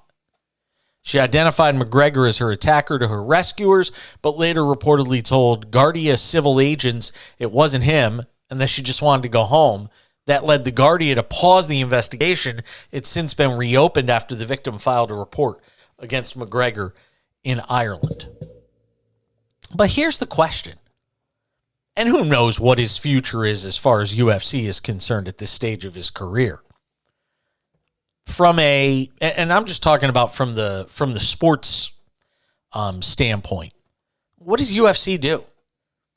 I mean, you just had Dana White caught on tape slapping his wife around at a New Year's Eve party. So, okay, Conor McGregor allegedly did this, and it's under investigation, and it's awful, if true. And Dana White runs the company that Conor has worked for on and off for a number of years. So how are you going to get any sort of real punishment out of Dana White when Dana White himself doesn't even get punished for doing, the very thing that Conor McGregor is accused of doing, and that is putting your hands on a woman, which nobody should ever do. It's just, again, it's the reason that letting Dana White walk untouched by ESPN, by Time Warner, by UFC, by Endeavor, the company that owns UFC, just letting this go as if it was no big deal is the wrong thing to do. Simple as that. 800-224-2004, 800-224-2004. On Twitter as well, at the back page. Did you hear about the newest thing about this Lamar Jackson story? This whole contract drama, which is starting to percolate again already?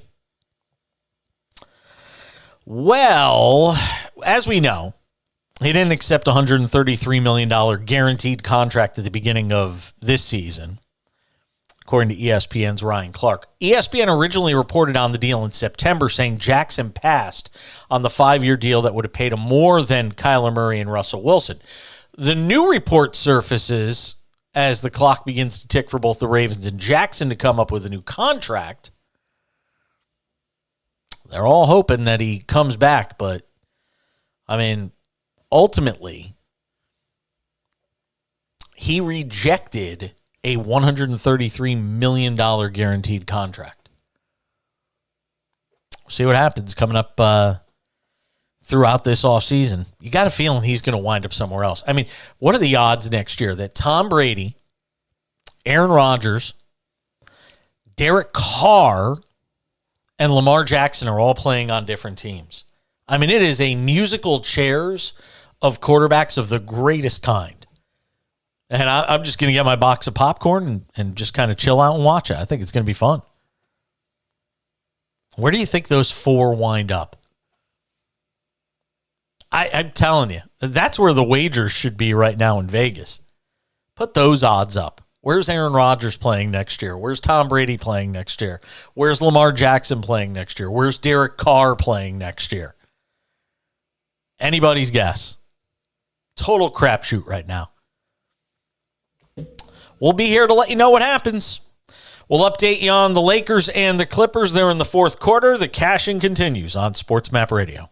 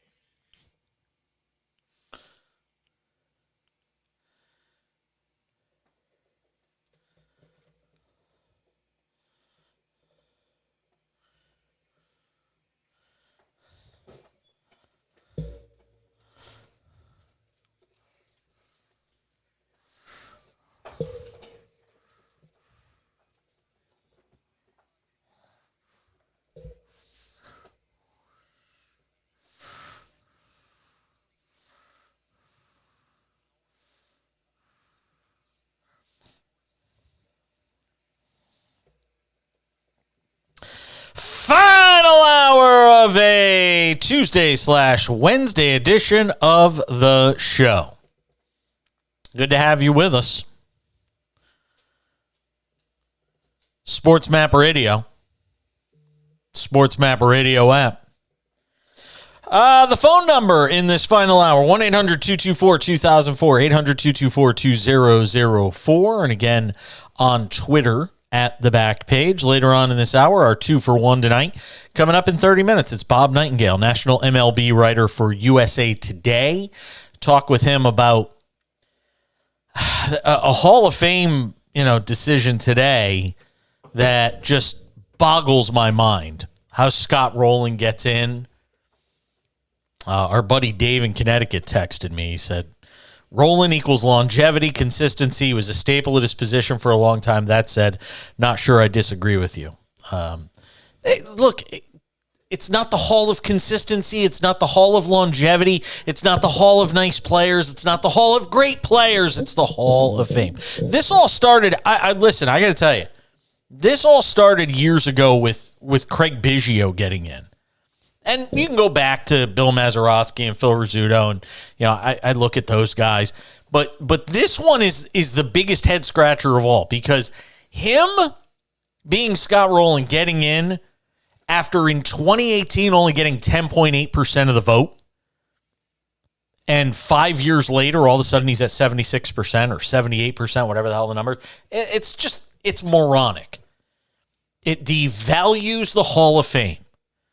And look, you can argue that the Hall of Fame's been devalued for a while now with Clemens and Bonds and McGuire and Sosa not being in, and A-Rod won't be in. I mean, we can go on and on about this, about the PED era, and I'm of the mindset that fans are smart enough to know what they saw with their own eyes.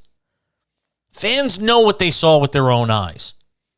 You can put these guys in the Hall of Fame, and you don't need an asterisk, because if you're going to the Hall of Fame, if you're traveling to Cooperstown and visiting that hallowed institution, you know a thing or two about baseball. You know the era that these guys played in. And I got news for you. It was probably a lot more than just a few guys that were using performance-enhancing drugs. It wasn't just a handful of guys. You think Brady Anderson magically hit 50 home runs? Brady Anderson just suddenly became this, power juggernaut. I mean, come on. You're smart enough that Luis Gonzalez just suddenly became this huge power hitter. I mean, again, nothing against Brady Anderson, nothing against Luis Gonzalez, who broke my heart as a Yankee fan. And Brady Anderson hit 210 home runs for his career. Okay? He hit 50 of those in one season, and he played 14 years. So do the math. I mean, a guy who in his career hit anywhere on average from 12 to 21 home runs, hits 50 with 110 RBIs in 1996. It just magically happens. He suddenly has this monster leap in that 1 year. But you're going to tell me it had nothing to do with performance-enhancing drug? Well, his name didn't appear in the Mitchell report. Okay, yeah. You go with that one. Luis Gonzalez, again, I could say the same thing going back to the career of Luis Gonzalez. Ugh. I can't. Every time I look at him, I see him hitting a chopper over the middle against the Yankees with Mariano on the mound and Arizona winning the World Series. Ugh. Just pains me. But again, you look at his stats. Go look at the lengthy career of Luis Gonzalez. We'll do the same exercise we just did with Brady Anderson. He played 18 seasons. Go look at the home run numbers. 57 in 2001. Never hit more than 31. other than that year. So, I mean, he hit 354 home runs in an 18-year career. 57 of them were in 1 year. You see spikes like that. And again, you don't need the writers of the Baseball Hall of Fame to decipher or decide who belonged in the Hall and who didn't because of performance-enhancing drugs. If they had the numbers to get in, if they were dominant players in their game, again, for small stretches of time, they may have had big blow-up years. We're smart enough to know who the guys that used weren't and didn't, and the whole generation had some sort of taint to it. Just put them all in the Hall. If I go to the Hall of Fame, I expect to see Barry Bonds. I expect to see A-Rod. I expect to see Clemens. Roger Clemens was one of the most dominant pitchers of my generation. My generation. He was. There's no getting around it. He was a freak of nature. Like Nolan Ryan, he was a freak of nature. Did he take something? Maybe he did, maybe he didn't. But Roger Clemens is a Hall of Famer.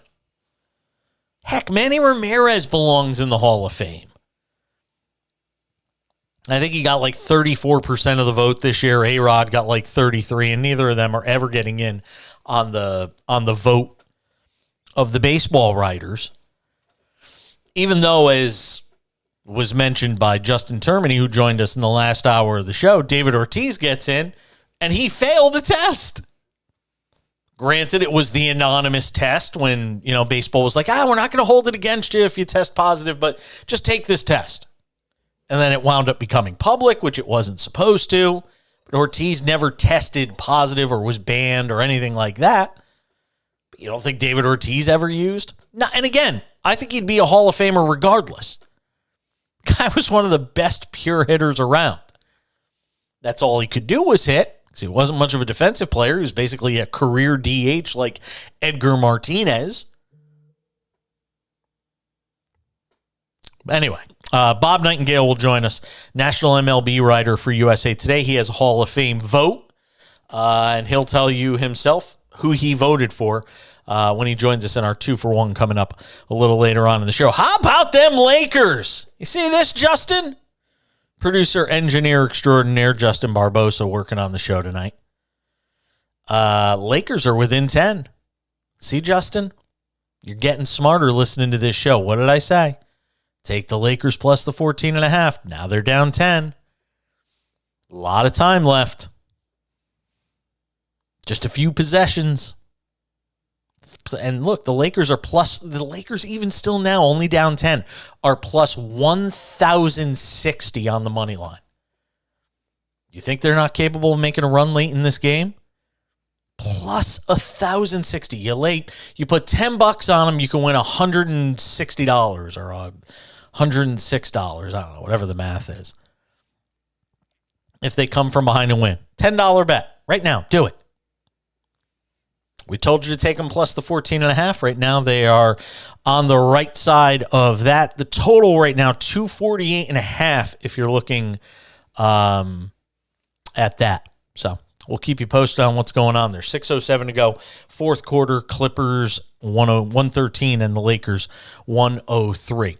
1-800-224-2004, 800-224-2004. We'll give you the updated numbers on the NFL playoff games for this weekend, the conference championship weekend.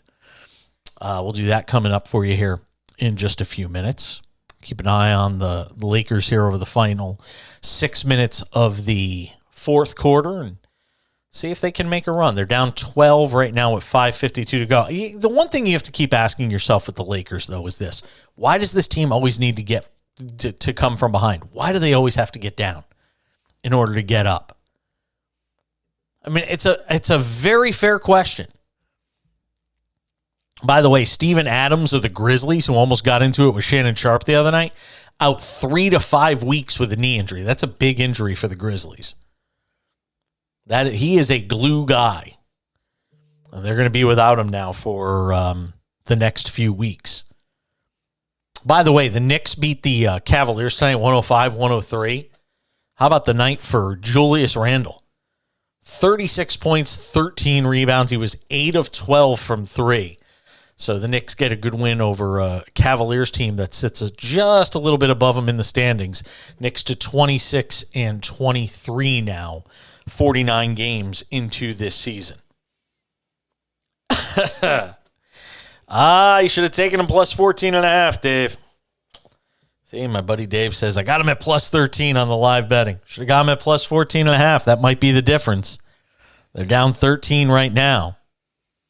This is going to be a sweat. Let's just be honest about it.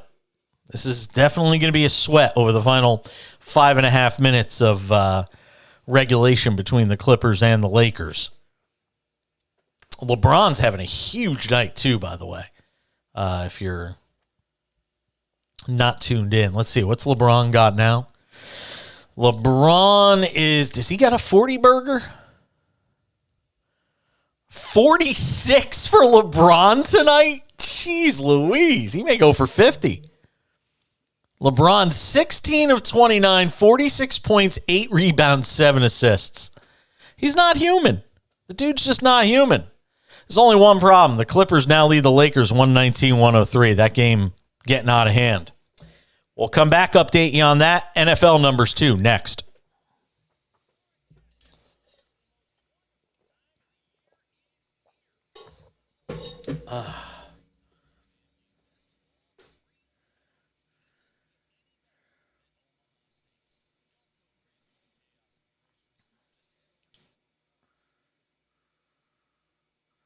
Yeah, that's fine.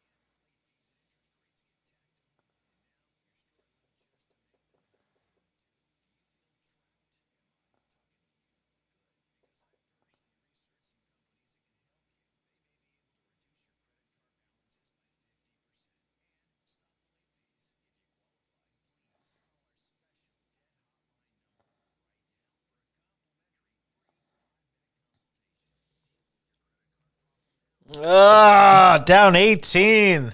God damn it. That went from 10 to 18 in literally a minute. God damn it.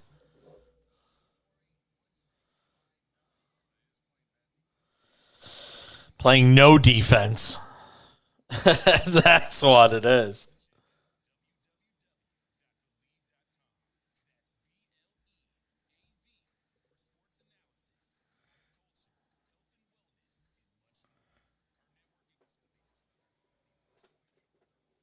Crazy.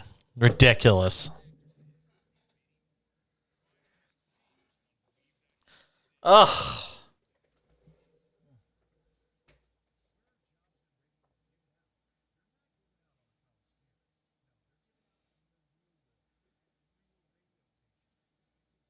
Oh, they took LeBron out.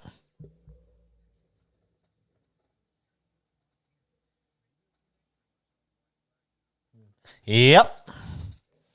Just kind of surprising because you can erase leads fast in the NBA.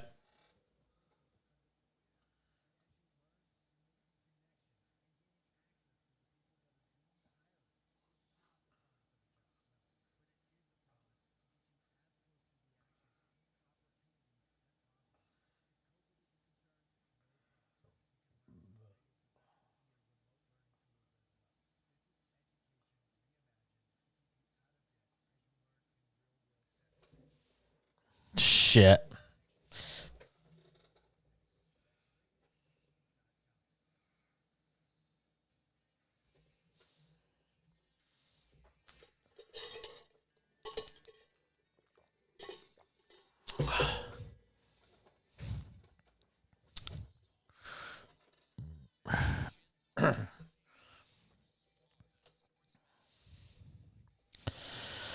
Our Laker bet is in trouble. Down 18 with 3:30 to go, and we got the Lakers plus 14.5. We are sweating it out with you. The cash-in continues on SportsMap Radio and the SportsMap Radio app. By the way, if you miss anything on the show, make sure to go over, and it's real easy. Just download the Cash In podcast. If you haven't subscribed to it yet, it's on all your favorite podcasting platforms. The Cash In with Jason Page.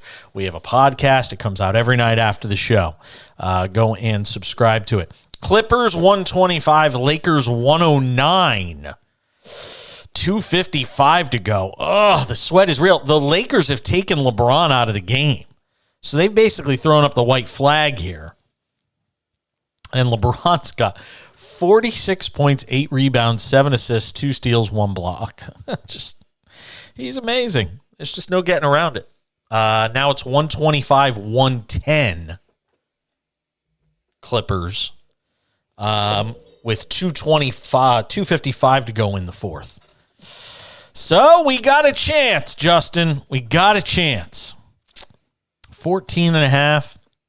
See if the Lakers can get this thing under 14.5, and we'll take a narrow victory if we can get it. That is our live bet of the night. I said I would give you some NFL numbers on the postseason games, obviously, for this weekend and where we are right now.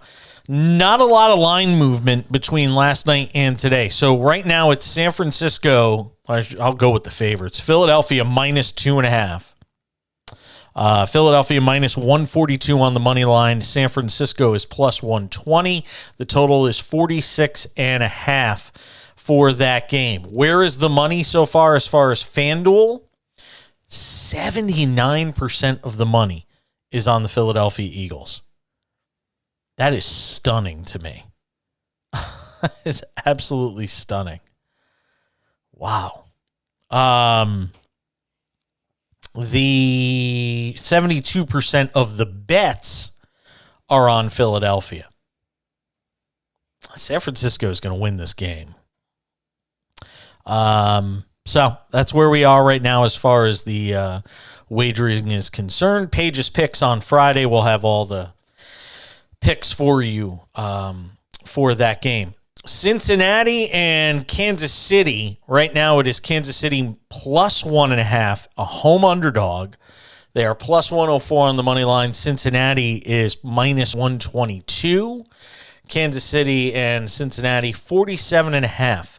The total for that game. 85% of the money is on Cincinnati. I could see why. But at the same time, I've said this all before. Vegas has made a living over the years on people thinking they've got the right side of a game. Cincinnati at 85% of the money and 80% of the bets on Cincinnati so far. So, and both of them have done pretty well over their last 5 games. Against the spread, Cincinnati is 13-5, and Kansas City is just 6-12 against the spread this season. So, interesting to watch those two teams and see what happens. 2:03 to go, fourth quarter. Clippers 127, the Lakers 110. We're going to be sweating it out here. Lakers and LeBron, by the way, could have easily had 50 tonight if they had left him on the floor for the entirety of the game. He had 46 in 33 minutes on 29 shots.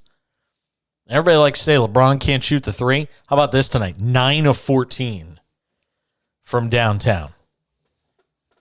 So, LeBron with one of those games tonight, but unfortunately it's going to be all for naught, as the Lakers will fall to the Clippers. Clippers lead by 16 with 1:44 to go in the fourth quarter. Can the Lakers just get me another bucket? Get this thing down to 14. That'd be good enough for a win. There it is. It's 127-113 with 1:34 to go. in the fourth. So still got a chance if you have the Lakers plus 14.5 like we did. There was a point where they were 13.5, and I said, wait, because it's going to go back up to 14.5. It actually went up higher than that at one point, but we got it at 14.5. So we'll see if the Lakers can hang on here. 1:16 to go. Oh, Clippers hit a 3. It's brutal. So 130 to 113. So now you're down 17. You need a 3. If you're betting on the Lakers plus the 14.5, and obviously we'll tell you what happens here in the final couple of minutes. Oh, now it's 15, 130 to 115. Oh my God, it's absolutely brutal. I didn't get a chance to talk about it with Justin Termini last hour, but they're doing something interesting with the All-Star game this year. So they're not going to decide the All-Star rosters until just before game time. You know how they do this thing where the captains of the All-Star team get to make their picks for the game? Well, this year, they're not doing it like days in advance or anything like that. They're actually going to pick the teams on the day of the game. That night, just before the game. Nobody's going to know. You're going to be going to the All-Star game, and you have no idea who you're playing with. NBA and the Players Association announced that on Tuesday night. Captains and starters will be announced on Thursday. James has been a captain in each of the first 5 years, by the way. And James' teams are 5-0 in All-Star games when he's the captain. 133-115 Clippers on top of the Lakers with 30 seconds to go. So it looks like it's going to be a loser tonight. I don't take losing very well. I'm not what you would call a good loser. This is one that hurts a little bit, especially on a night where you get 46 out of LeBron. Westbrook was not good tonight. 17 points, but 4 of 13 shooting. That's the reality. The Lakers had 3 players in double figures tonight. They lose 133-115, so that's that. But 3 players in double figures in an NBA game. That's just nuts. And the Clippers tonight, and the Lakers have been pretty good defensively this year. The Clippers shot over 60% from the field in this game. That is just a torrid number. Wow. It's big win for the Clippers. Certainly making a statement on the road. They're now 3-0, by the way, against the Lakers this year. They have got to get back. They have got to get back Anthony Davis onto this team and back into this lineup. They miss him desperately right now, and tonight's another example of that. It's a completely different team when Anthony Davis is on the floor. There's no doubt about it. So that will do it for the Lakers tonight. It's a loss for us. After we talked to Bob Nightengale, I got to finish up on an NFL note. There was a report that came out today, and it basically mirrored something I've been saying on the show for, I certainly said it yesterday, as it relates to Aaron Rodgers. We'll get to that coming up before the end of the show tonight, because I think it's definitely worth noting that while Aaron Rodgers might be leaving the Packers if he decides to continue playing, he ain't going to be in the NFC if he leaves. There's just no way to get around it. He will not be. There is no way you will see Aaron Rodgers other than, when the AFC plays the NFC. And it's exactly what I said. The Packers are not going to let him go in the conference and have to potentially see him twice a year or potentially in a postseason game. It would be a nightmare for that organization. They don't want to see it. So they've already, it's already been put out there by sources as to where they'd be willing to trade Aaron Rodgers. And then you could start to, by process of elimination, figure out, where he would make the most sense and where he would even agree to go. Because he can call his own shot, as we said earlier in the show. All right, I got to talk Hall of Fame with my man Bob Nightengale, who does a terrific job over at USA Today, their senior baseball writer. Who did he vote for the Hall of Fame? You're going to find out. Did he vote for Scott Rowland? 76% of the Baseball Writers Association of America did. I don't know how. He'll explain, though. Next on the Cash In, it's SportsMap Radio.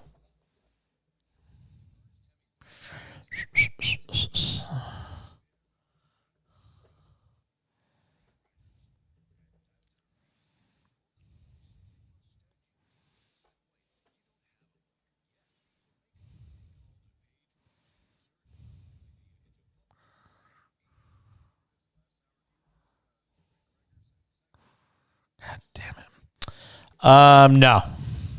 Nope. I didn't think it was anything good. Nah, you could just put the 3 segments I told you.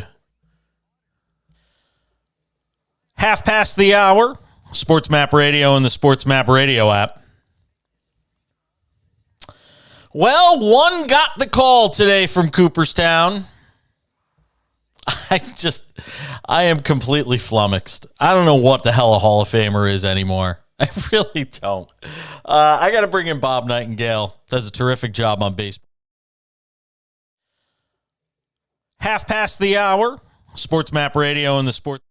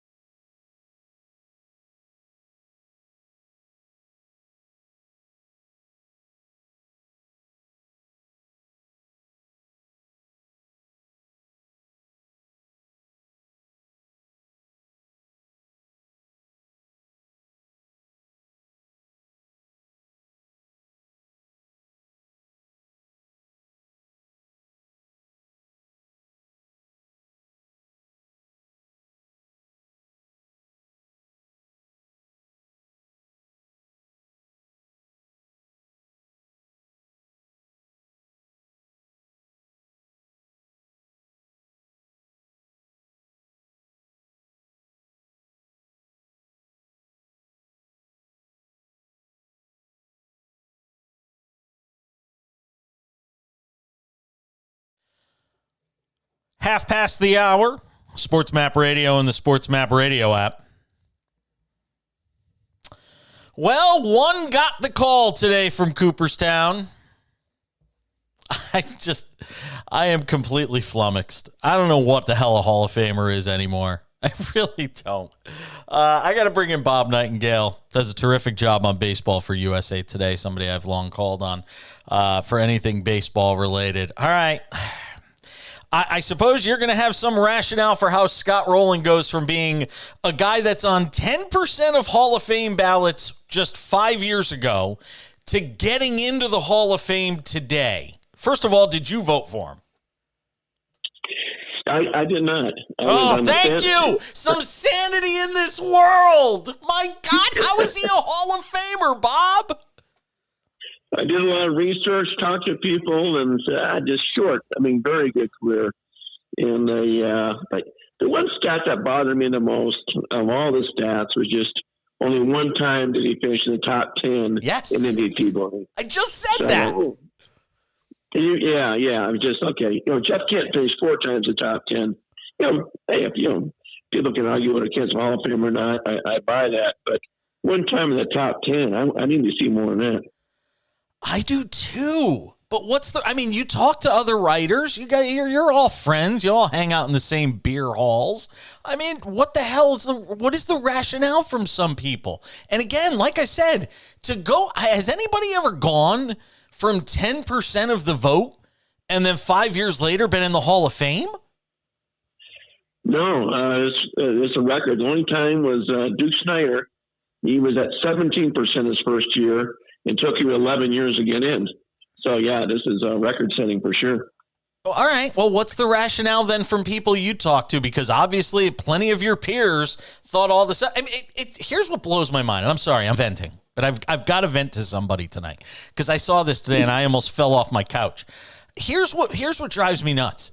The guy hasn't played a game. Nothing changed from 2018 until now in his resume. It's the same damn guy. What's the rationale from your friends?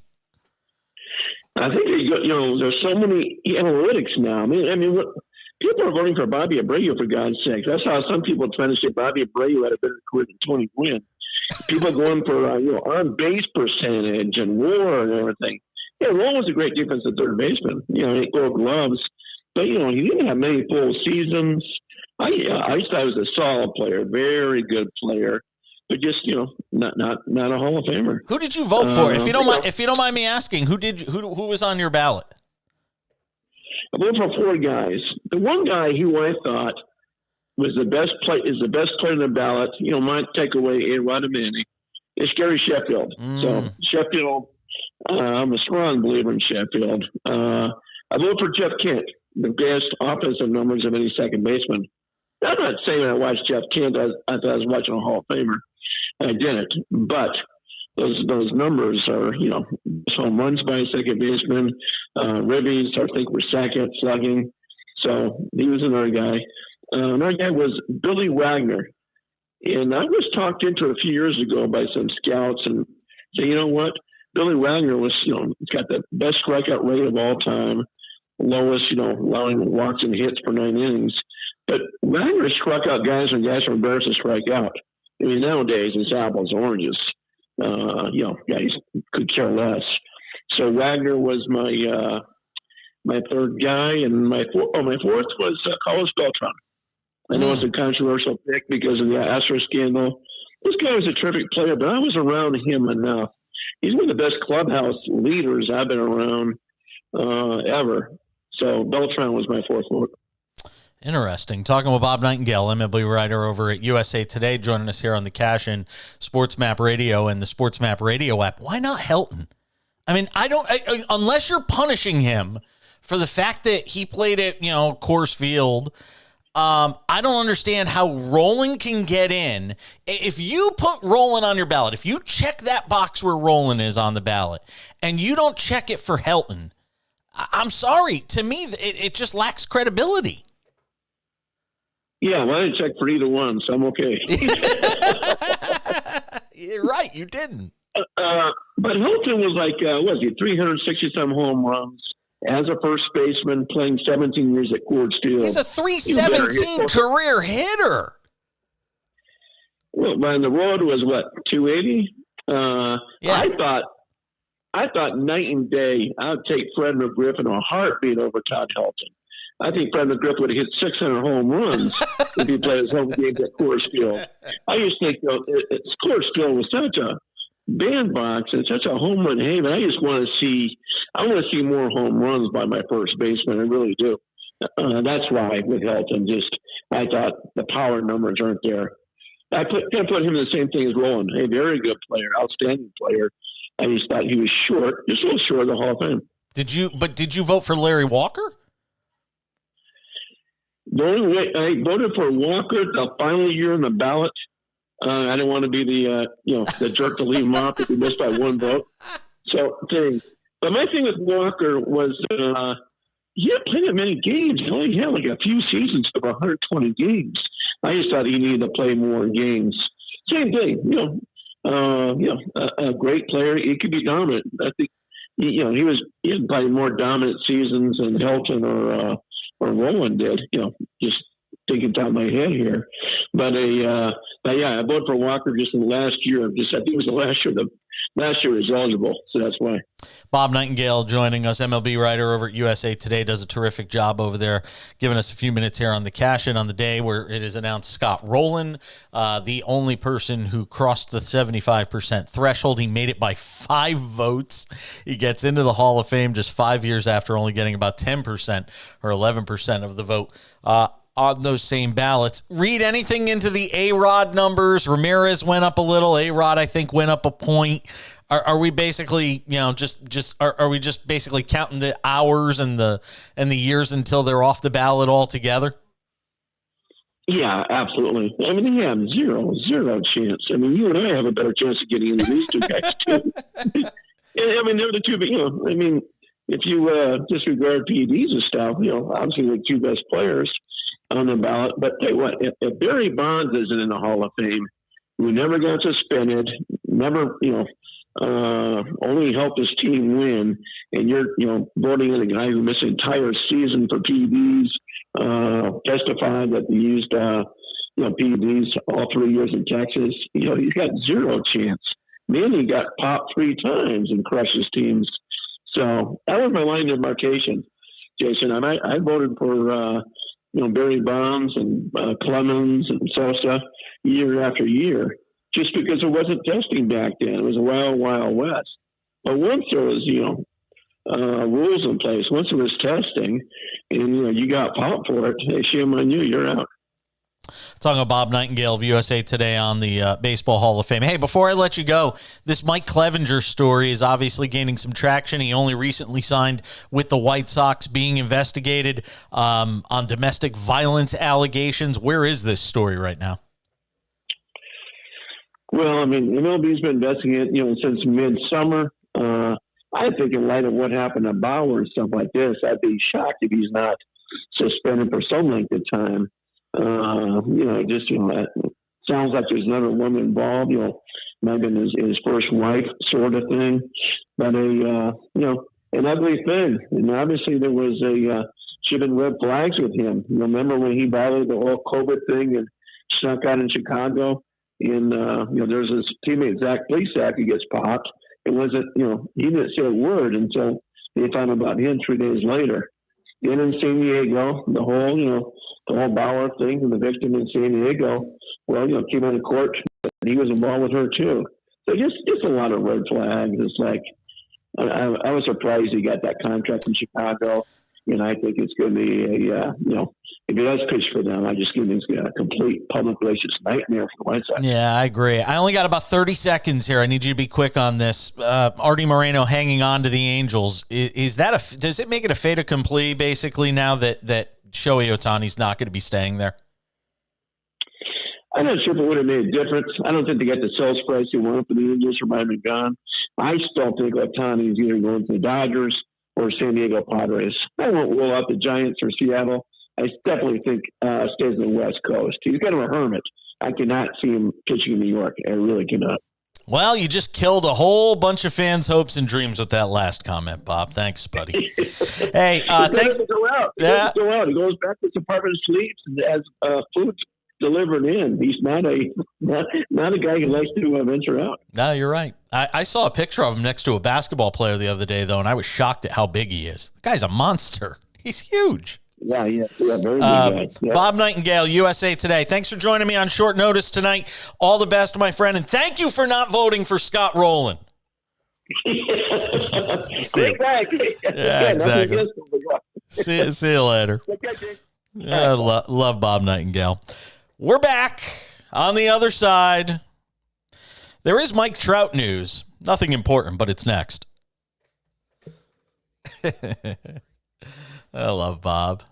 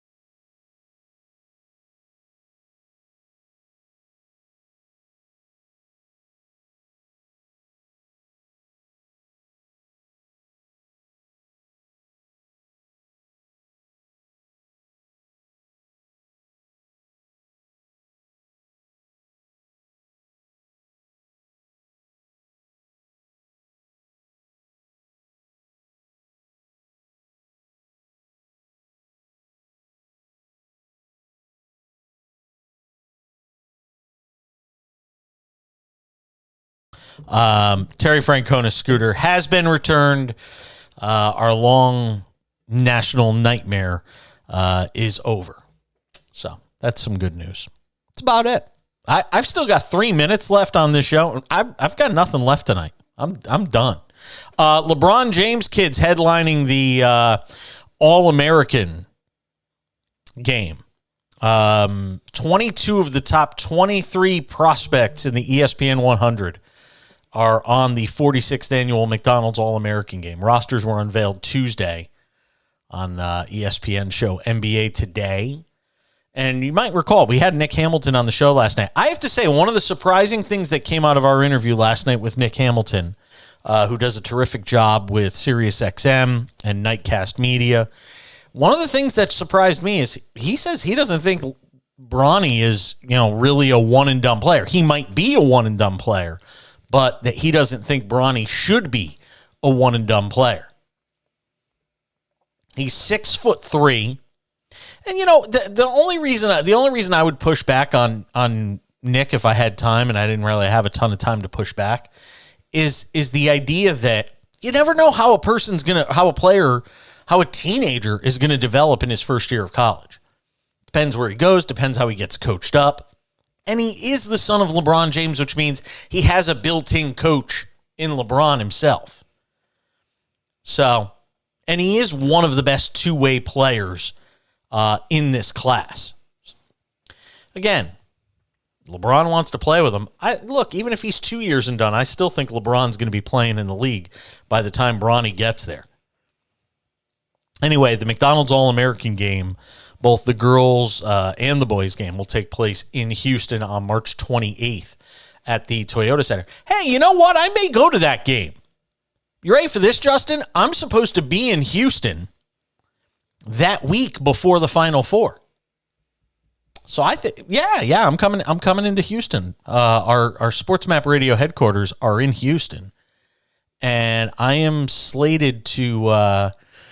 I am tentatively set to be coming into Houston that week. So maybe we'll go check out the McDonald's All-American games. Go see LeBron James' kid.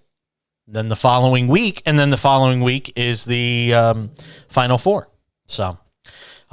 Should be there. Looking forward to it. Haven't been to Houston in 4.5 years.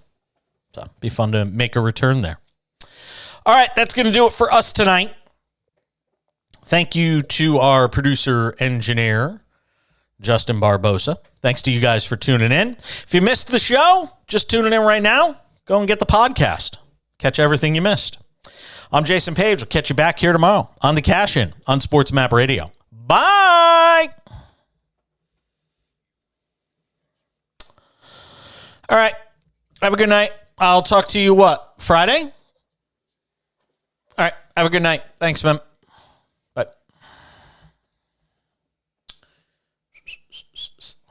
For those of you watching on the video side, that's going to do it for me. Thank you for watching. Thanks for listening. And thanks for everything. I'll see you guys on Wednesday. Have a great night. Bye.